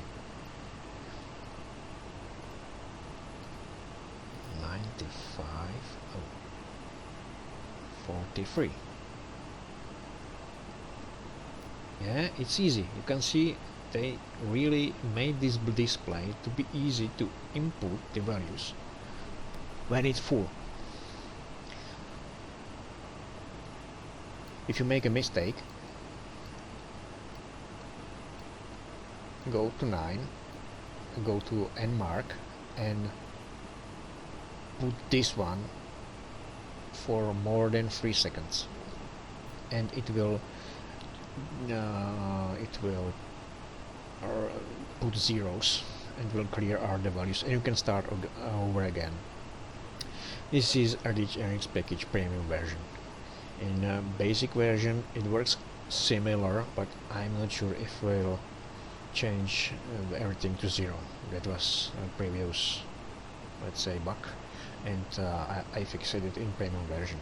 So now it's set, and set it to N mark, and you can see there is your aircraft weight, including fuel and passengers, which is the same we have seen here. Yeah, 184. So maximum takeoff weight is 185 currently. These speeds, they are transferred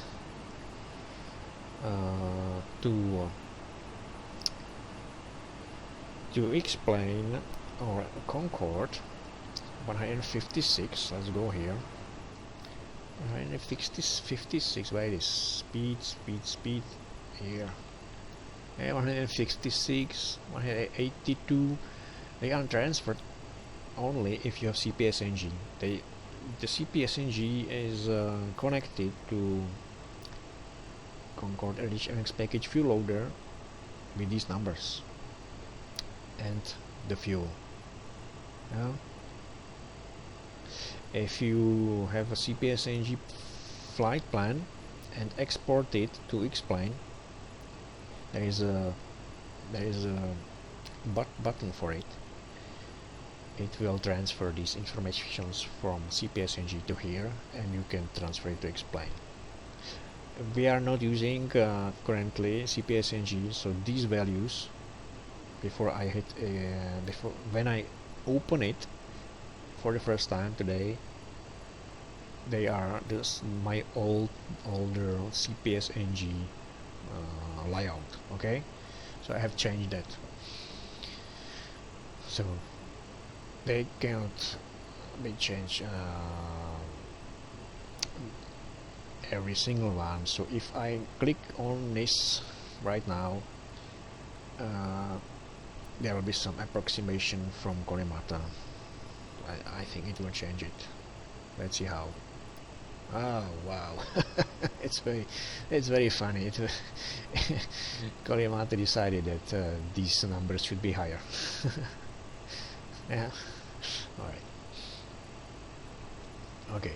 So that was the setup of the fuel system. I have here cabin temperatures. Cabin temperatures adjustment. Look for passenger comfort in avionics package. In basic version, or sorry, in Korimata version, original version, the cabin temperature is set with these presets and are instant, which is of course not real, because the AC system of Concorde needs a couple of time to heat up or cool down the cabin. So now it's the temperature is 21. It's from ground, and it's preheated cabin from the ground. But if you have these dials like this, it will be very cold in the cabin during the flight, and when you reach 50,000 feet, you may have, I don't know, too high temperature or too low temperature because of the outside temperature. So keep in mind that you have to have fuel flow here. How to get it? You need these condition valves open, and the fixes here from premium version does some kind of adjustment that the temperature is changing faster than before. Engine gauges, yeah, I have fixed something here, and yeah, there were many zeros around 100, so this is the adjustment, just to let you know. Animated cabin service. Yeah, animated cabin service is something which is available only in premium version. You can see, you need more lights here. It's too dark, and this panel allows you to racking area, vestibule, boarding, and so on. You can see, we can switch it off.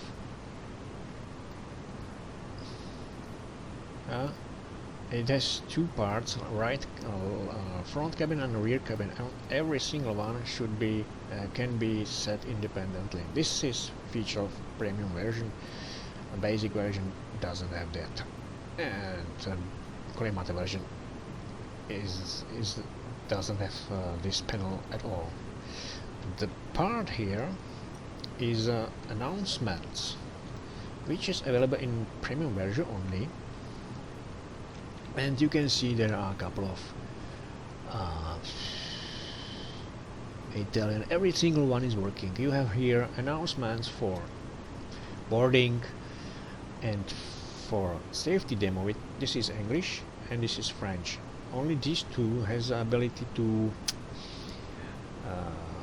have free announcements over the flight. Safety demonstration before flight, before descent, and after takeoff. Only French and English. The other German, Italian, they are not used anymore, and only occasionally. So they have only safety demonstration. There are also decompression warning, emergency landing. All these sounds working. I'll show you entertainment service, which is on board service currently, which will trigger the animated cabin service. There is a volume, there is a mark, white. Two selections of entrees. We have a penne pasta with a cheese and tomato sauce. The other selection is chicken with vegetables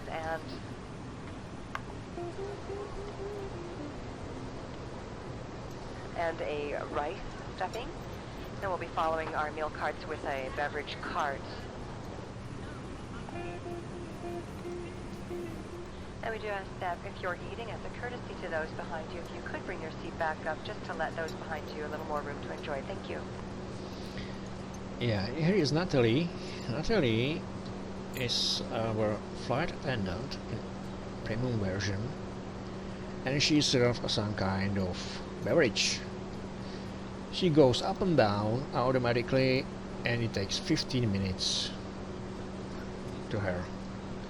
So leave it on, and if you switch that button which I pressed before off, she will go to do some other duties, and this part you can see she was too fast for me.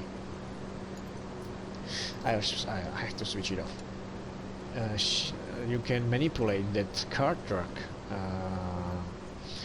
alone with yourself. This is something that you can do when the flight becomes boring, so you can play with the food cart. Okay, this is something that I haven't seen any other paper aircrafts, so you have good chance. Yes, switch that entertainment off, and now you can operate the food cart. In where we are, it's much better than in 3D, but it works.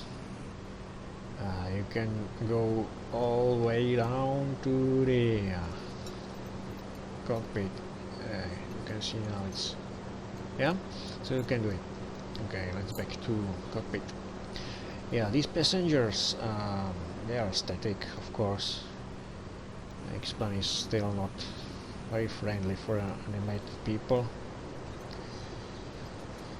So, only in premium version you will not be alone anymore in the plane. Okay, so animated cabin service. What is next? Joystick mappings for VSI and reheats. Yes, I said that. GPWS oral warnings. Yes, GPS, this is ground proximity warning system. I've implemented after one crash of my flight at Mauritius. I decided to make an overall warning system when a radio altitude becomes very close to zero during approach. So it will tell you. I'll try this.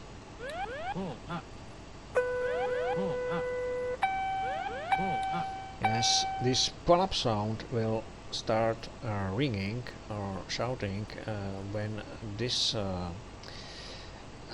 this selector of nose will be lower than usual, and the radio altitude will be close to 0.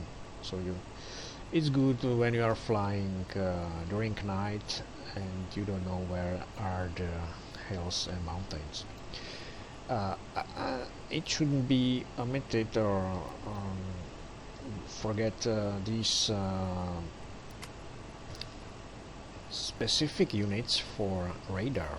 It's a weather radar which is not in original Kalimata Concorde, and is a couple of modes, very interesting. I cannot imagine flying without this.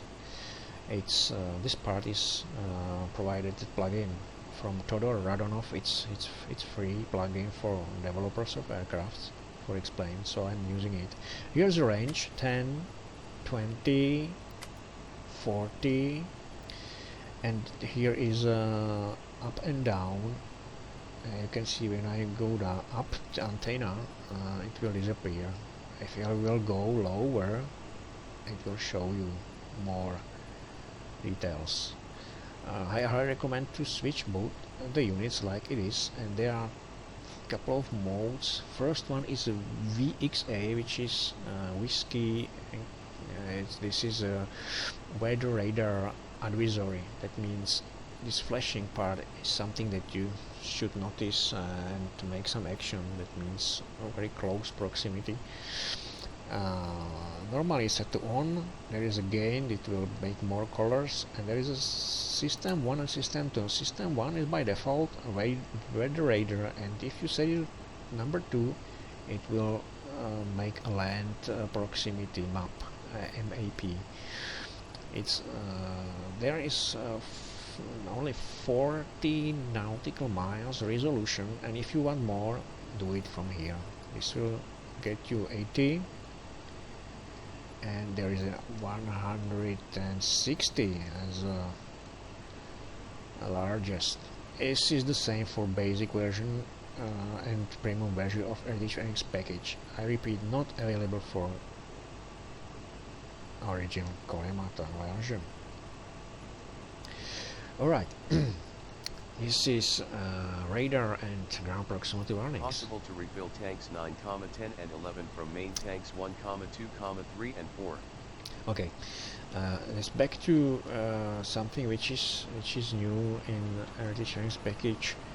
In premium version, in basic version, there is not possible to refill the tanks number 9, which is this one, 10 and 11 from other parts. If you run out fuel from here in basic version, you have it here, and not possible to adjust the CG position because it's changing during the flight. It's a very important thing. You should know that it's changing during the flight. Usually goes from back to front, and in basic version you cannot change that. In original Kalimata Concorde, the changes are locked in these modes, but if you go to manual, you can change it. But the changes are let's say very quick. Really, every 100 tons or kilograms, every 100 kilograms, which is, you can see, it's almost within few seconds. It's changed the CG by 1 decimal, which is a lot, unrealistic. So you have to, I don't recommend to use manual. For that reason, I build my own system, which is slower. It gives you more flexibility. Okay, and in premium version, it's possible to refill these tanks from a couple of tanks. For example, from all these tanks you can refill number 11 or 9. How to do it, I will explain in more detailed tutorial next time.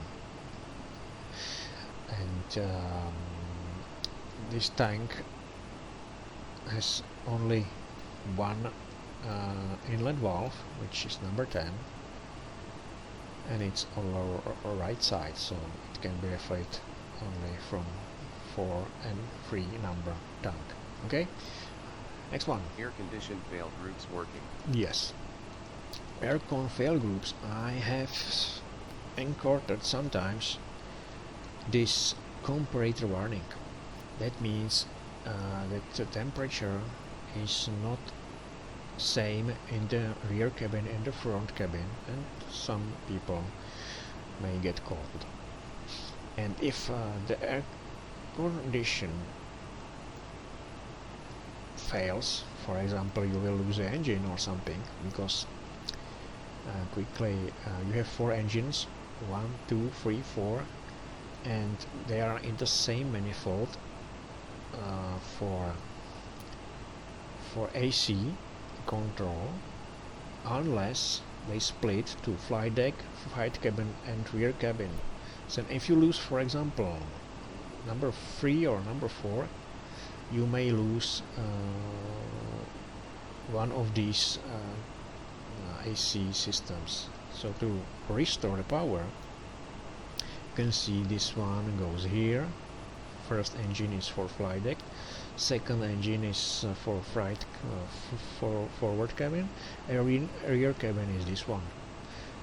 If we want to change it, because one of the fails, you have 2 options. There is a fail group 1, you can see it change. So number 2 replaces number 1, because we lost engine number 1, and number 1 for flight deck is supplied by this part, and there is an indication. You can see this one it should change now. This one, so left, right, all of them work. This is something which is new here. And I'm not sure if it's on a visual appearance, but I have implemented very comprehensive air conditioning system of calculations, so it should work somehow. I would not explain it for now because we don't have time for it.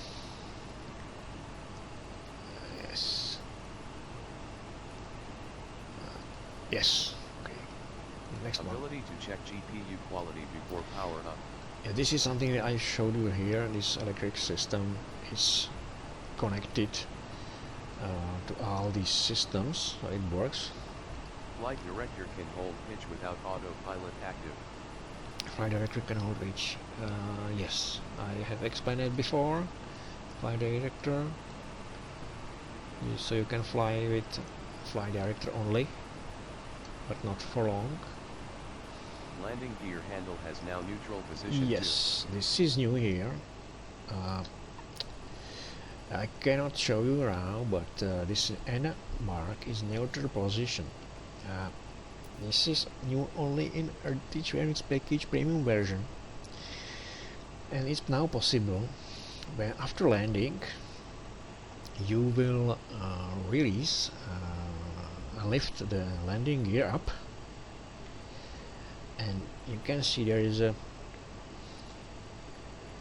protection cap, that red one.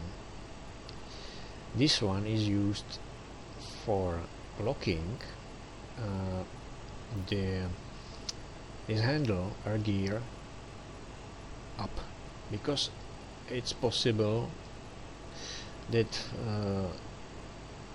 this guy here, usually flight officer, for some reason by mistake may hit and lower the gear by mistake down, which is at Mach 2 not good idea. So for that reason is now possible to lock it or unlock it in basic version, in Collimata version, is not possible to play with these parts, and they are strictly bound together.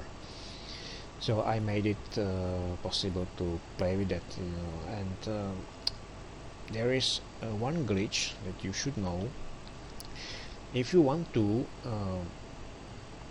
use a mouse or VR controller to raise up the landing gear, you have to click it twice to this part, to this right part. Only one doesn't work. I don't know why. Or the other option is hit the hotkey G in your keyboard. This works perfect always. Yeah, but the clickable region for some reason react only at second part, and there is some kind of override, and there is a push button. If you have it like this and hit it like this, the red button, you know, red button is sometimes not a very good idea to push it, but it will override my locking mechanism. Yeah, so if it's pushed, and it will work like original collimator Concorde. If it's closed and unpushed, this will work with neutral position. A neutral position means that you may have this handle up or into middle in original collimator Concorde basic version, only up or down. Yeah, nothing else. So it's closer to reality. Flight recorder interval improved. Yes, flight recorder. What is flight recorder?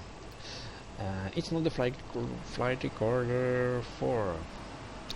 Yeah, it is. It is, actually it is. I have put a flight recorder here to Plessy computer because there are a couple of systems. System AQ1, which is acquisition computer number 1. Acquisition computer number 2 is missing because there is a red flag. It's tape system, you know, it's old system from PDP era, digital equipment computer back in 1970s. Advanced recorder, data recorder, long time recorder, not present, but we have acquisition computer number 1, which is working, and it stores these data from Plessy, with many tables, many codes. For example, I can hit clear 4004. This is some kind of temperature, I think.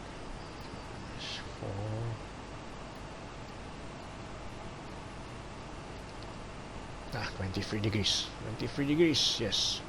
And you can see you have a red flag here. Set ADC computers on, and everything will be okay. These values can be stored by flight recorder every minute currently in premium version. In basic version, every 5 minutes.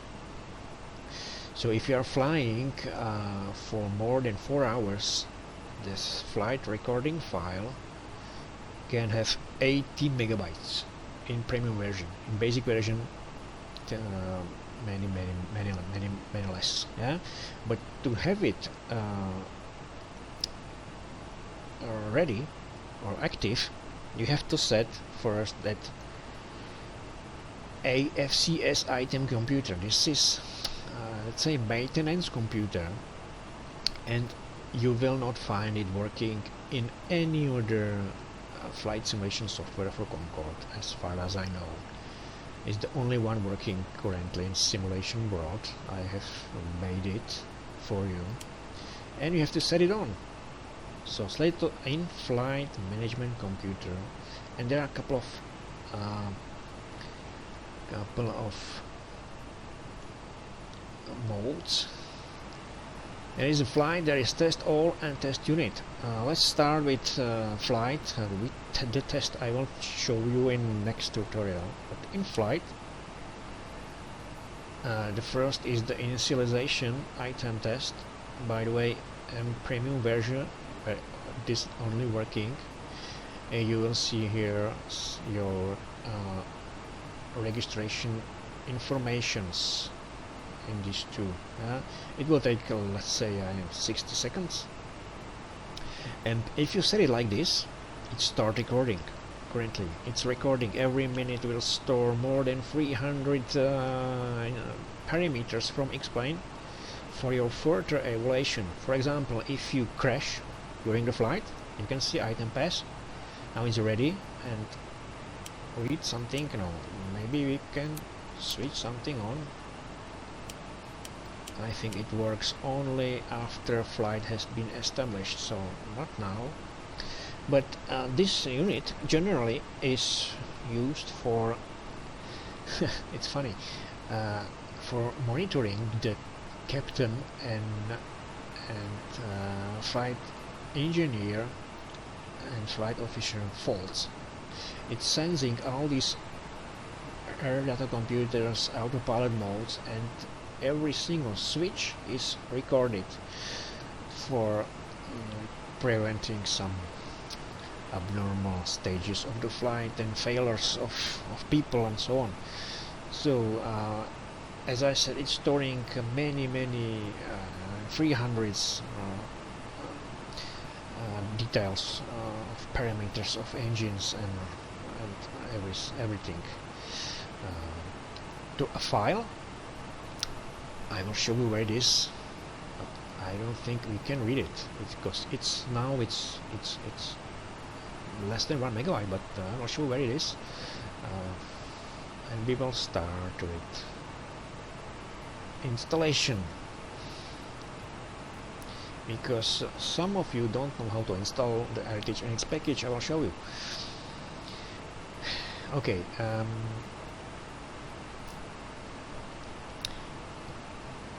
you can see that X-Plane 12 has resources, plugins, and Fly with Lua. Fly with Lua is something that should be installed. It's required for Heritage NX package because it's running on Fly with Lua. And here in this folder you will find a text file which is item report.txt. If you open it, you will see a mark or timestamp which is here. So there will be 00. When I will run it, it will be 01, first minute, second minute, third minute, and you will see the sets of that 300 lines, and you can easily recognize what information has been stored. For example, if the engine was running, number 4, if there was high temperature or not. So you can look after the flight, after the crash, what was wrong at the time you noticed the problem. So this is good for inspection. If you, for example, had the problem with Concorde during your flight, you can send or open that file, look for the timestamp, always look for the time, and go back few minutes, and you can see what these informations are abnormal. For example, that was the work for British Airways engineers. After the flight, they get these tapes from these units and carefully look for abnormal values, if there are any. If there are not any values abnormal, the flight was perfect. But it's part of maintenance team to check the records for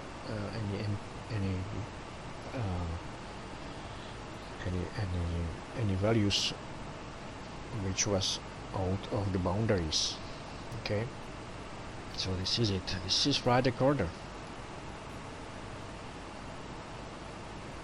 Selectable 321, noise call viaduct clock mode timer. Yes, we are still refueling. How much fuel we have? 73 tons. Yeah, the refueling from 20 to 195 tons could take more than 50 minutes. The selectable noise call. This is also a new feature in Premium Heritage NX package, not in Basic, not in Collimata version. Which is, you know, noise call is a call from a flight officer or engineer. I'm not sure who did that, but this call tells you when you should switch off the reheats, because the noise from the engines after takeoff with reheats is above the levels you want to hear. So it's necessary to switch it off according to noise abatement procedures on the airport during your takeoff. And there are a couple of charts available over internet for Concorde when you should switch this power off. It's precisely calculated from Concorde for major airports. For example, the noise call is for John Fitzgerald Kennedy Airport in New York, runway 31 left at 20 degrees Celsius. You should do this switch off for reheats within 1 minute and 28 seconds. So how to do it? Normally Basic or Collimata version switch that no matter what if you reach 2000 feet, I think 2050, yeah, or something, which is simplified. If you want to have it customized, use timer mode here and set it. We will set it to 1 minute. Wait. Fast is minutes, slow is seconds. And let's wait for 1 minute and 28 seconds. Then we put it on hold.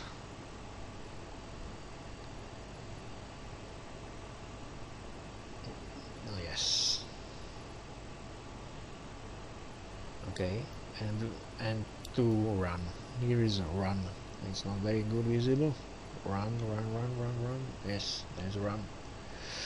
And if I switch that on, 1 second, hold it, stop, start, reset. And if you have this one to run also and full power,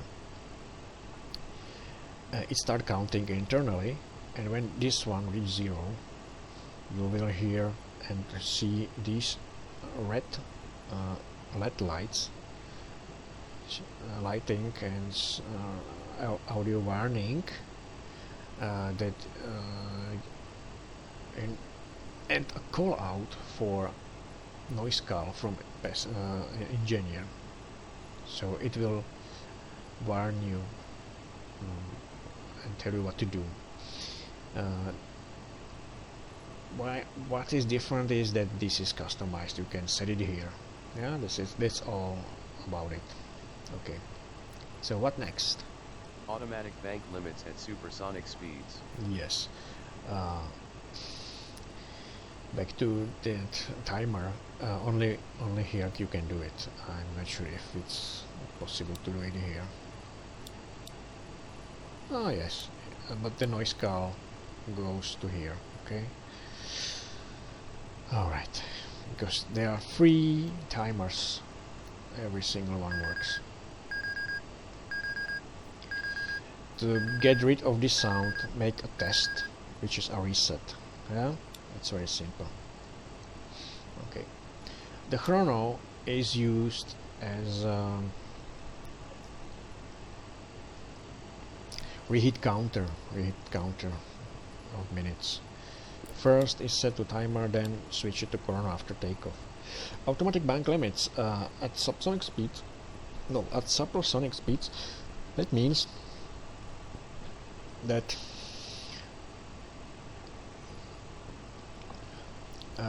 in collimator version you make sharp turns at Mach 2 at flight level 600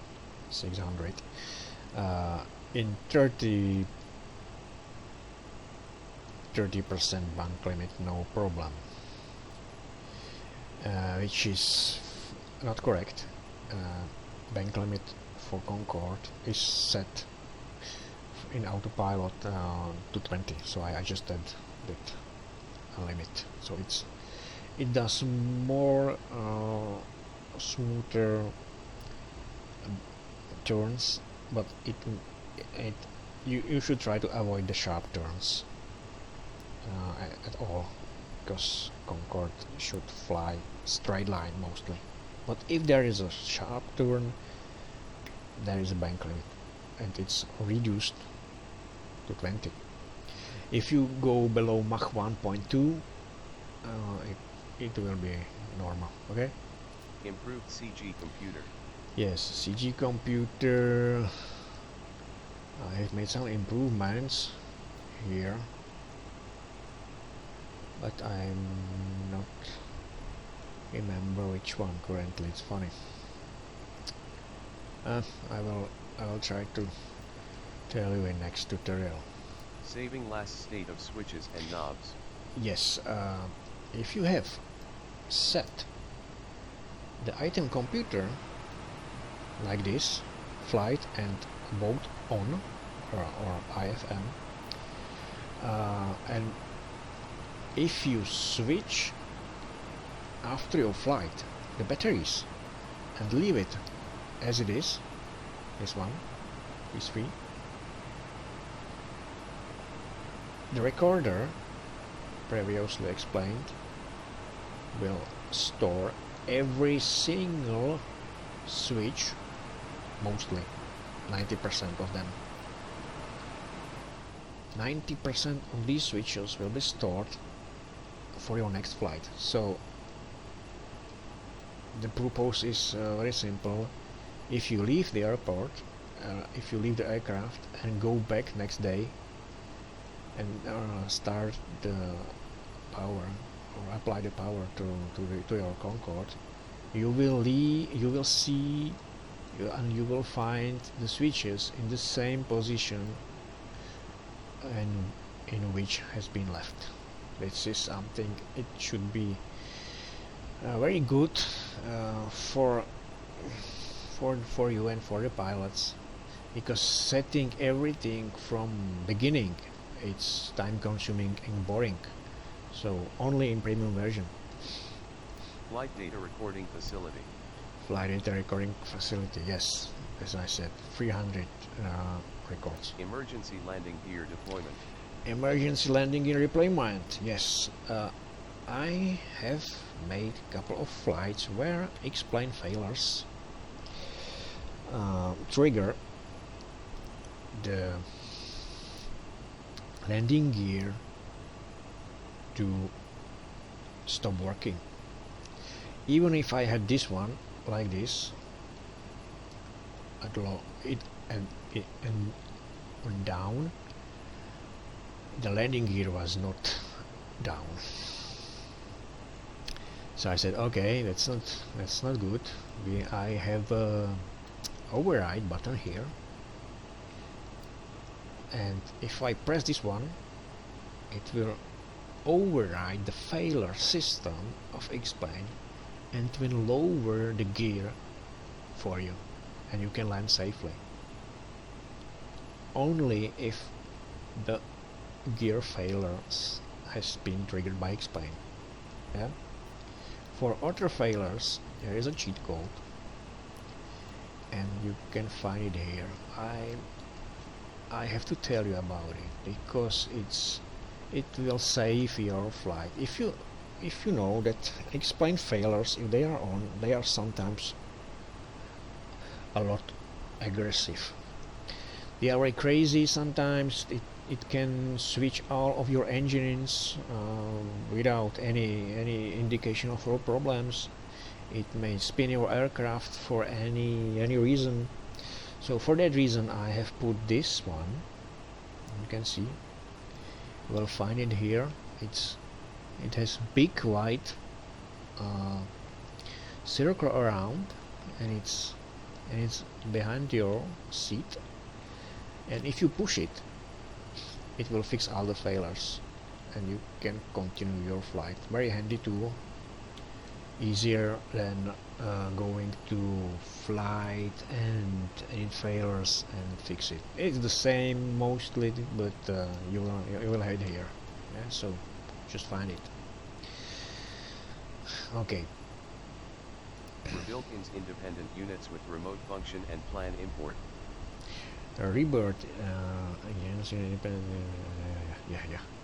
This is something that is currently back in previous version of Heritage avionics package. Difference between basic and premium version and Collimata version. So let's focus on the difference to not to forget anything. So yeah, these units in premium version are completely independent, made from scratch, and it has almost and sometimes more functions than even that Siva version 2. But Siva version 2 is very good, of course, but it's not needed for premium version, so it's not supported. To implement it cost me a lot of time, and I'm not sure if it's really necessary. So, but I'm open to discussion. New transponder unit with new CAS. TCAS, yeah, TCAS, currently, TCAS. TCAS in current version of X-plane is here. No TCAS. You have to set it to traffic advisory. Now you can see range 10, 5, 15. In last versions I have used Sashowski-Selkov TCAS plugin, but not anymore. It's not compatible with X-plane 12. But it's funny thing, I used X-plane built TCAS system, which is currently not working. There is a villain bug in X-plane portal, and I hope they will fix it soon. The visuals of the diamonds of airplanes nearby is not working, but the aural system is working. Clear of conflict. So if I will now fly and I will not see anybody around, but I will hear them, the system will tell you if you have to climb or descend or something. So partly working currently, will work when the Lamella research will fix it. Yeah? So this is status of TCAS. It's very good. I like it. Alright, I explain details next tutorial. Item computers operational for the first time in Concorde Sim World. Yes, I told you item details, what text you can see, what test you can do in next tutorial. Independent reheats and throttles in VR as well. Yeah. If you remember, these piano buttons for reheats, they were bound by Collimata to both or pairs. Which currently is it? In terms of flight model, but you can play with them by one, yeah? And they are in VR available too. Anti-ice tests, intake tests, and gear fail monitor. This is very important feature here for gear fail monitor. Gear fail monitor is here. I will switch this off. Okay, later on. Gear fail monitor is here. You will not find it in basic version or Collimator version, and this is landing gear fault annunciator. It will tell you which part of the gear is stuck in the position or it's not working. So it will light up. Intake test, they are here. Wait, intake test. Intake test. To begin intake test, you have to have IACS system off. Set to ground. There is a intake test. Intakes, as you know, is something that will affect the engine performance, and there is a test for it. And every single light has is connected to explain failure. So if there is an explain failure, you will see it here. Yeah, it has nothing to do with intakes, but a couple of failures are connected to intakes, but only one or two. Anti-ice test, there are here. This is very abnormal procedures, you know, but for testing, if there is a problem, for example, explain decide to trigger a failure of icing system, you will see it here, and you can make a test before a flight. At winter, you can have these, and take this continuity, and you can see it start running, and when it finds something is wrong with icing system, it will stop there and show you which one is defected. Okay, and you have to decide if you want to fly or not. Breakers panel with labels and some working breakers. Yeah, some working breakers. If you look here, only in premium version. Oh.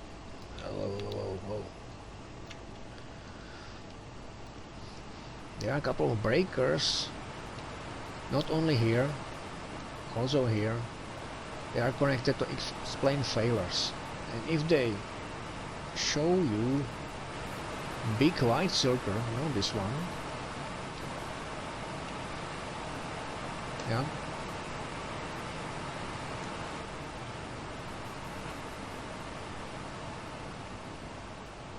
if they show you big white circle, that means there is some failure inside explain, and you have to be cautious. PA/FA panel for cabin lights and safety announcements. Yes, this is that panel I showed you here, this one, and some announcements can be directly triggered from cockpit. By this, for example, this one. I will now start Air France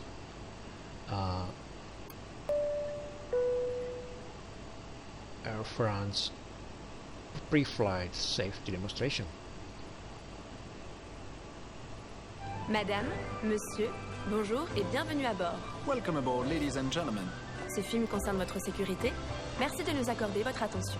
For your safety and comfort, please take a moment to watch the following safety video. Chaque fois que ce signal est allumé, nous vous prions d'attacher votre ceinture. Whenever the seatbelt sign is on, please.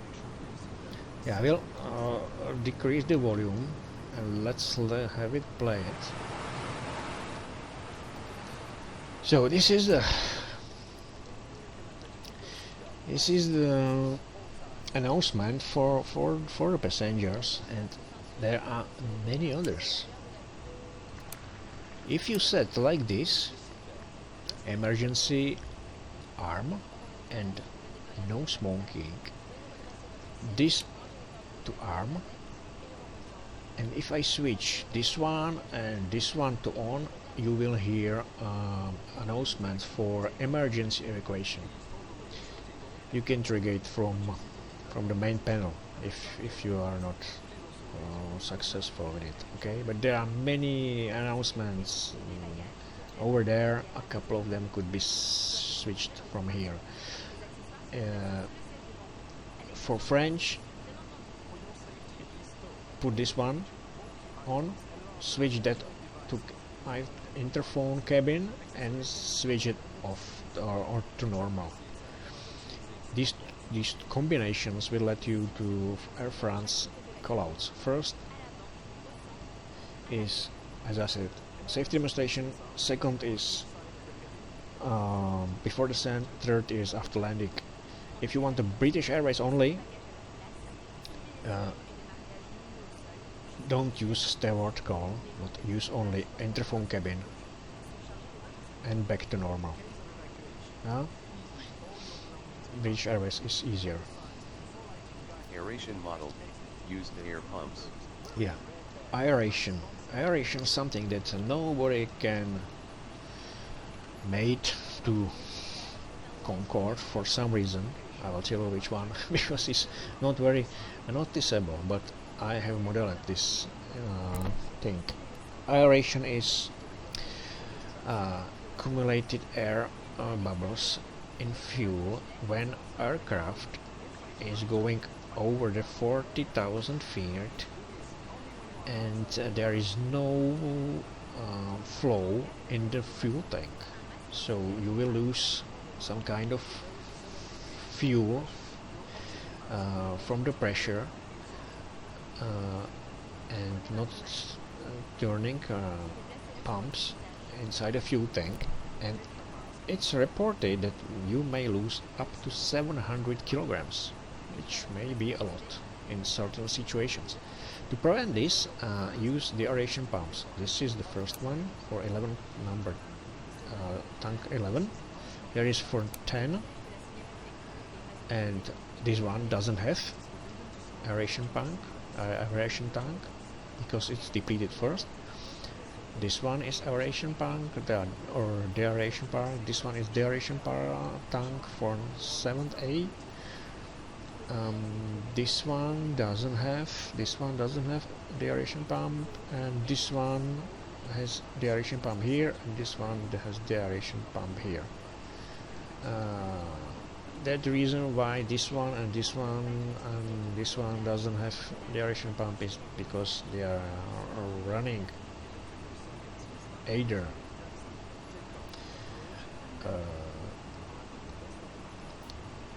most of the time, or they are not running, or they are depleted first. Yep. So they are running mostly for the flight. You can see we have problems with CG currently. It may happen in certain loadings, so you may shift a couple of passengers.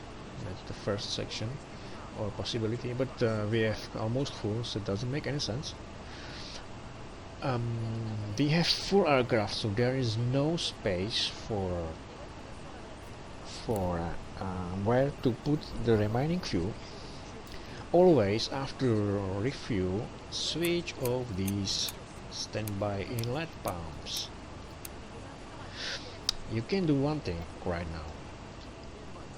There is a normal takeoff CG 54. Switch it on to 54 and watch what will happen. This AFT is slowly moving backwards. I think it will stop at 54, which is not enough, but that 4 decimals you will gain to move to 54.2. The 2 decimals you will get from takeoff roll. So what I'm doing to disappear this warning is I will put these pumps refill during takeoff, these 4, and this one will refill this one and this one during takeoff, and after I have gear up, I will have 54 without a warning. That's my tip for you. Okay, so aeration is modeled here, and you will see it in pressure tank. If it's negative, you have bad aeration. You should put the respective pumps to on. Stand by and emergency visor and nose switches and handle working. Yes, this is also new in electronics package. This handle can be operated. There is some kind of bolt, and this will do one simple thing. If there is problem with hydraulics for nose visor or nose position, for example, if this one doesn't work, you can do it from here. So let's try it. This one don't need, as far as I know, don't need hydraulics, but we have hydraulics, and standby is this part, and this one is emergency. So I will leave emergency right now where it is, but as you can see, yeah, we have, because we have pressure now, we don't have pressure. There is a pressure of hydraulics, which is currently 0, no matter what I do. We have quantity, but we don't have pressure. Normally you will get pressure from engines or ground, and there is a ground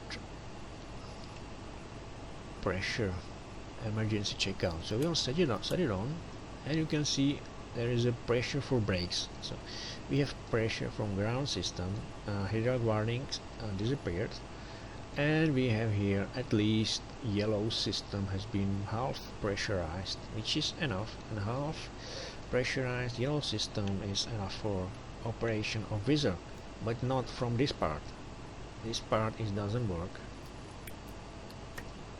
You can see, because you don't have engines running.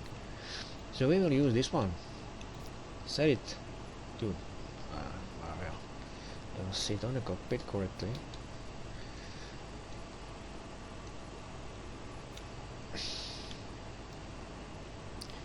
And there is a click spot, and nose and visor down. So let's do a nose visor down. And you can see it's going down, and it's going only down, no up. So do it only in standby operation. For example, you want to, you have I don't know, icing on windows, and you want to see over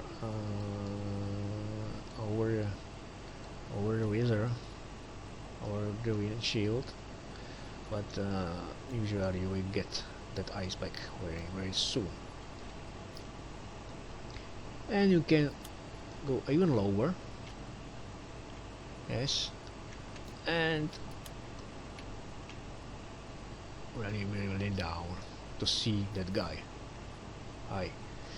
Don't forget to select the respective position also here, otherwise you will have strange positions or movements. I will do this thing to set it back to original position, because when I start the engines, I want to have it here. About icing, I have for you another my plugin, which is icing simulator, and this can be downloaded from Explainer Core, currently version 1.24 for Explain 12, and you can see that you have to call de-ice on communication number 2 radio. This frequency status is currently no service needed because it's 23 Celsius degrees. It's November currently, and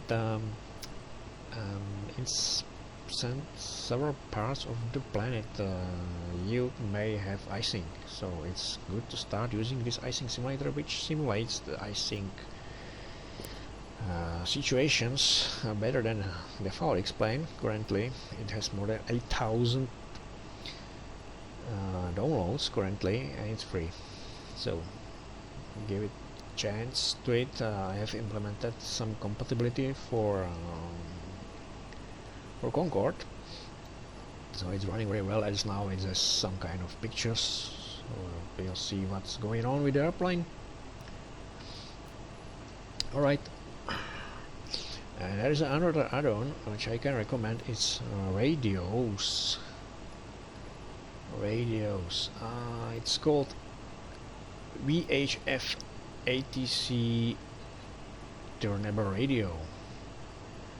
You can download it from my Explain webpage, and it will bring you a couple of radios here. It's offline sounds currently, but I will show you. It is. I have a couple of frequencies from live ATC net. It's archived, and we are in Africa, and Africa I have one frequency here. Closest one is in this one. It's Hotel Alpha Alpha Bravo. It's where it is. Find it. It's Ethiopia, I think. Addis Ababa. It's 119 and 700 megahertz, kilohertz. 700. And you can see. Do you hear it? There is a volume.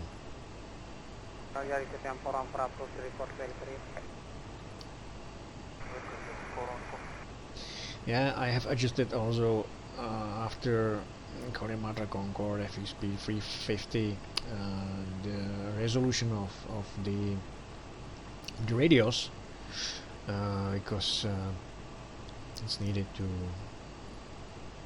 create live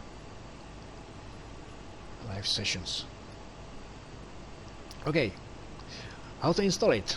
I should done this at the beginning of this tutorial. You have two options. You have, for Windows, install automatic installers. Download them. Hit that you want apply the rights for administration if you do it for the first time. But if you do it, let's say if you're doing upgrade and you already have or had avionics package installed, no matter what version, there is an automatic installer, and it will let you go through the installation process. Hit always next, finish. There will be some kind of patches automatically with Windows command system. I recommend it to make them finished, and this automatic installer it will install Heritage Avionics package files to plugins, Fly Lua, and the other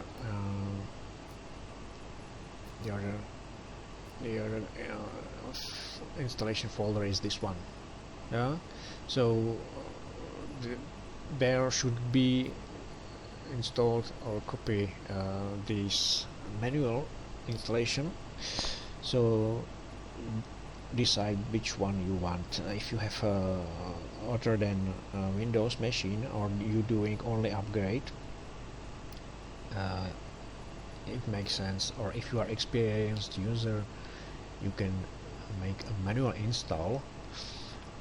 Look to the folder structures in the zip files.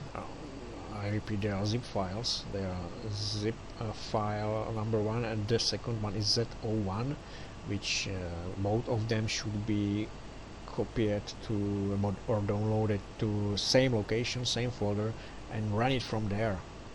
If you do it other ways, you may get errors. So please do it this way. Copy both zip files to the same location and run it from there. After we unzip these files,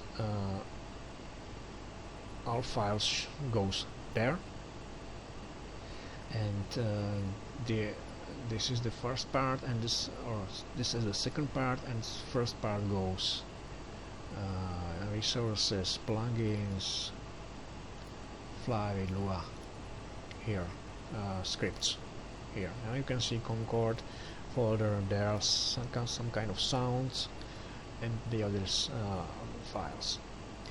So if this is not enough to explain to the installation process, let me know. I will tell you how to install it. But it's for you that using this Heritage Avionics package for a long time. It's easy. For newcomers, maybe difficult, but you have two options: manual or automatic install. Okay. What we have next here? Enhanced fuel system. Yes. Pass hangers in the cabin. Passengers in the cabin. CDV library. Only in premium version. Various fixes over V300. Yes, this the old story. Fully operational CG computer with all displays and knobs. This original Kalimata Concorde version doesn't have. Fuel consumed counters now operational. As these parts, they are not a part of original Kalimata Concorde version. Engine control schedule now simulated and affect N2 and EGT instruments. Yes, if you select these modes, currently it's locked to low, which means low engine schedule means highest power. This affects the engine instruments values, and from 3.8.9 version of Heritage Avionics package Air Premium only, it affects also these settings and these settings, climb or cruise. This will affect the engine performance, which is new here. Very interesting. So it makes sense to play with that. Improve engine instruments behavior. Yes, when we start engines, you will see spinning these wheels, not like original Kalimata version. Classy PVS 1580 data acquisition computer, first time ever simulated. This is this computer with red displays. Visual windshield icing. Yeah, icing. If there will be colder than 0, you may get these windows getting some ice and snowflakes. How to get rid of them? You need to heat up the windows, and they are here. Windshield visor. Yeah, this is not an original Concorde, I think, but it's normal. Usually in Explain 12 I played with that visual effects a lot, but Explain 12 when they imported Librain plugin into Explain, it ruined it a bit. So it's not that perfect, but it works. Improved cabin pressurization with oxygen system. Yeah, oxygen system. You have here oxygen mask. Where is it? Here. There is oxygen system. You should set it, and you can see it's active. It lasts about 20 minutes until it will be depleted. So use it only in emergency situations. 3 independent chronometers, all with timer function. This is explanation what is different between the original Kalimata Concorde and Heritage Avionics package. Automatic fuel trim transfer with load limiters. Yes, I told you something about this. There's this one and this one. Yeah. And this switches forward transfer. There is emergency. Where is this one? Fuel transfer also working, not in original Korimata version. Takeoff CG 54% switch operational. Takeoff CG, yeah, we did that to move the CG. Improved decision height alert. Yes, decision height alert is here, and this will, you can see decision height. It will tell you that there is decision height established.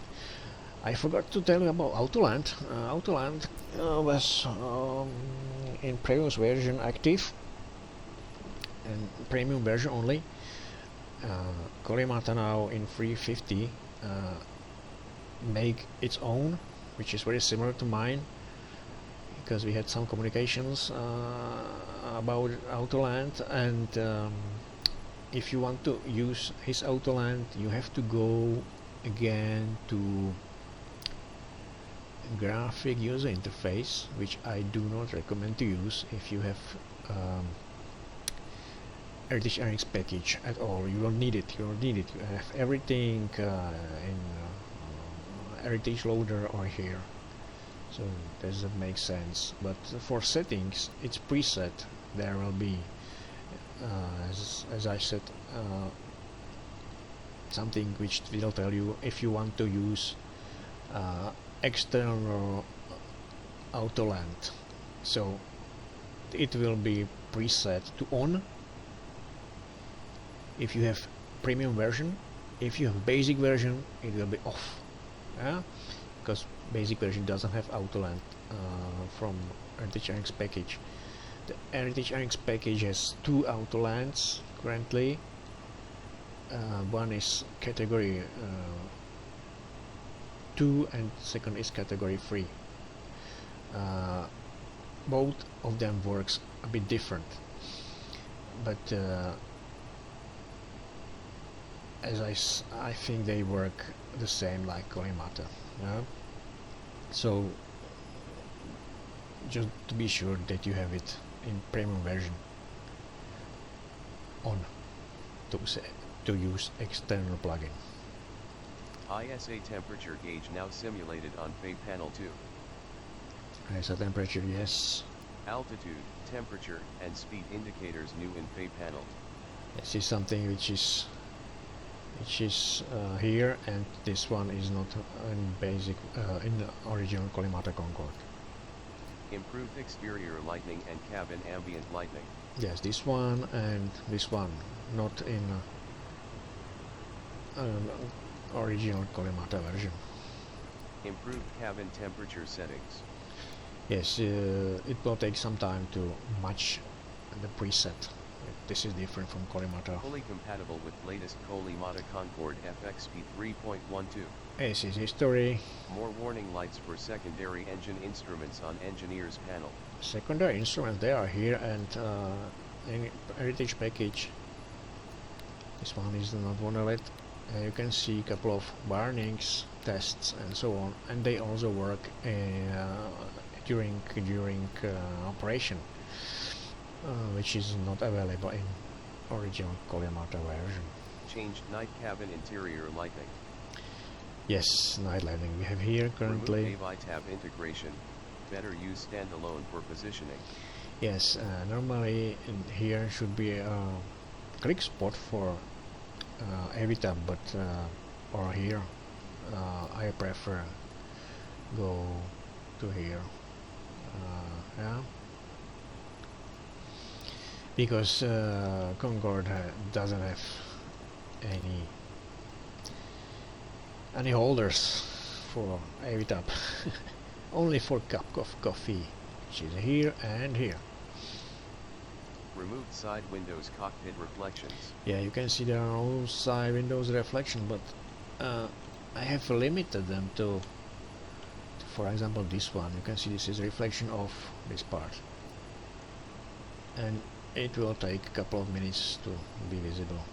Thank you, I'm gonna research. Lewis script with following improvements. Even more complex engineers panel with many new functions and all working gauges. Yeah, currently everything is working here, even those loop tests. If you have fire during your flight, or if you have doped, switch that. If there is a fire inside the engine, you will see it, if this one will be set like this or this, but not during engine start. Yep. Automatic fuel trim setting. Yes. Distance to go counter. This one. Implemented fully working weather radar by Tata Radno. This is it. Modified warning lights colors 4K. Warning lights. You see, I have modified a couple of warnings lights to match these. In original Collimata, they are every single one is red. This is not correct. Weather radar alert. Yeah, but radar alert is here. Radar alert. If you have it like this, this is off.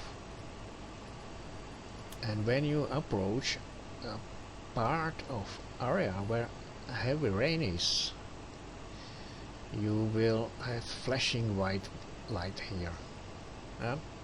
This is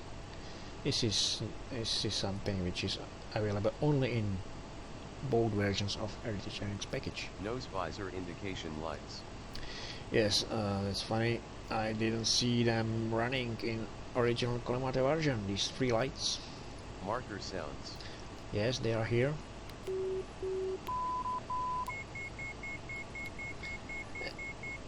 And they are working when flying over the markers over the runway. No more Lewis stop/quarantine when other plane is selected. Yes. Autopilot modes go around and back beam available. This should be tried.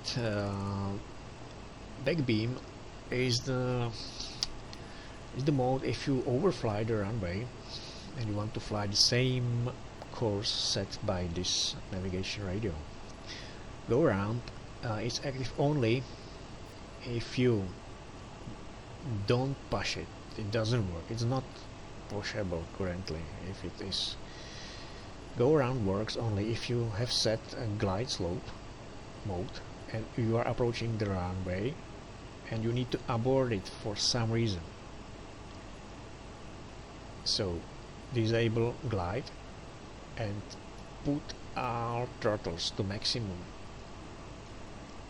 If you do it, at this moment the airplane start climbing, and after you reach 1000 feet, so you have to be below 1000 feet at the final, it will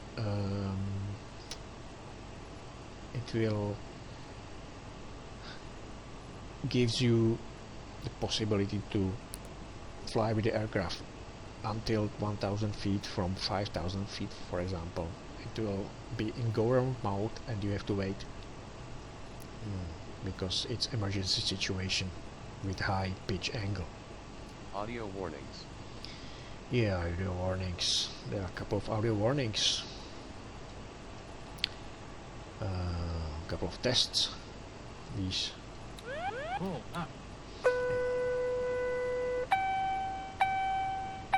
Many warning lights now working according situation. More real starting procedure. Yeah, when you start the engines with original Collimata Concorde, it's quite fast. It's unrealistic, so I made the procedure to be slower. Electric, hydraulic systems have logic, most of them.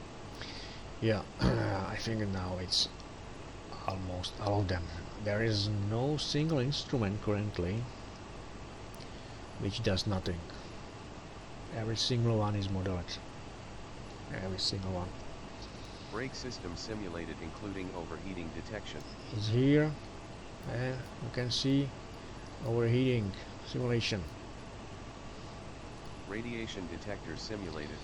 Radiation detector is here and can be set to test.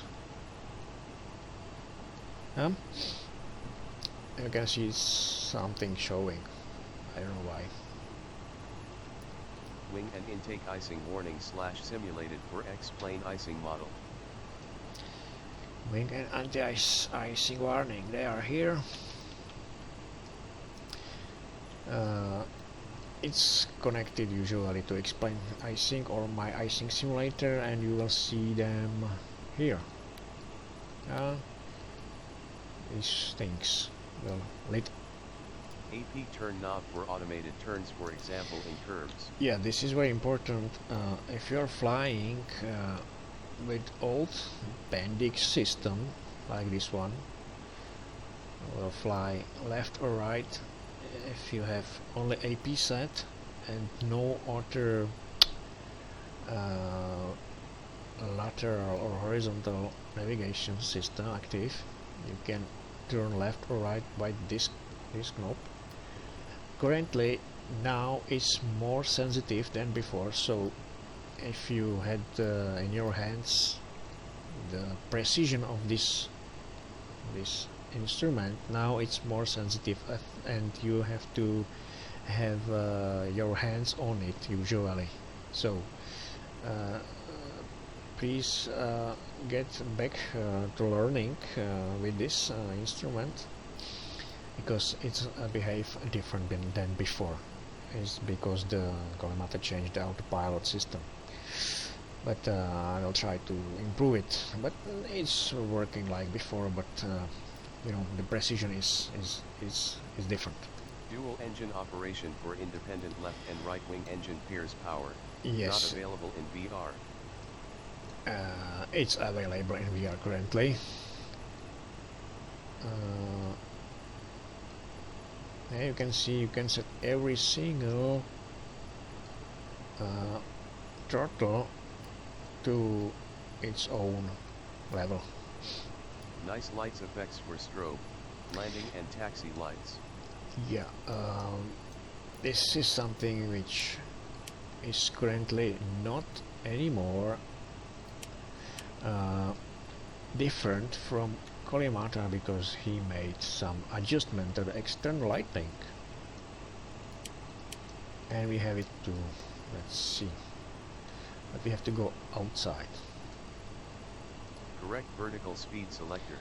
Yeah, this is vertical speed increments. This works here instead of this one, but it's nothing new. It's from the beginning of avionics package. Some ATC heritage sounds for Concorde. Yeah, we have this one. Good morning, Speedbird Concorde 2 IFR with Mike. And Speedbird 2, I guess for the last time we can give you that Canarsie climb. Speedbird 2 Heavy clears the airport. Kennedy 9 departure, Canarsie climb, radar vector ship. So, Enhanced 8.33 kHz radio on COM1 and COM2 and correct frequency range. yes. File, okay. People, this is all I want to tell you about that quick part of tutorial for avionics package. So download the new one, install it, decide which one you want, and yeah, enjoy it. That's all from me for now, and more detailed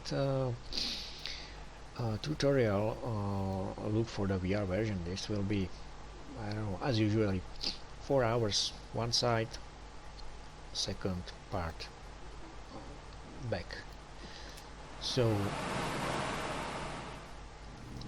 if you have any questions, let me know. This is it, and I hope that you will like that new Heritage avionics package as before. It's even better, and yeah, I like it, so I hope that you will do the same. So enjoy your next flights, and we will see you next time. Bye bye.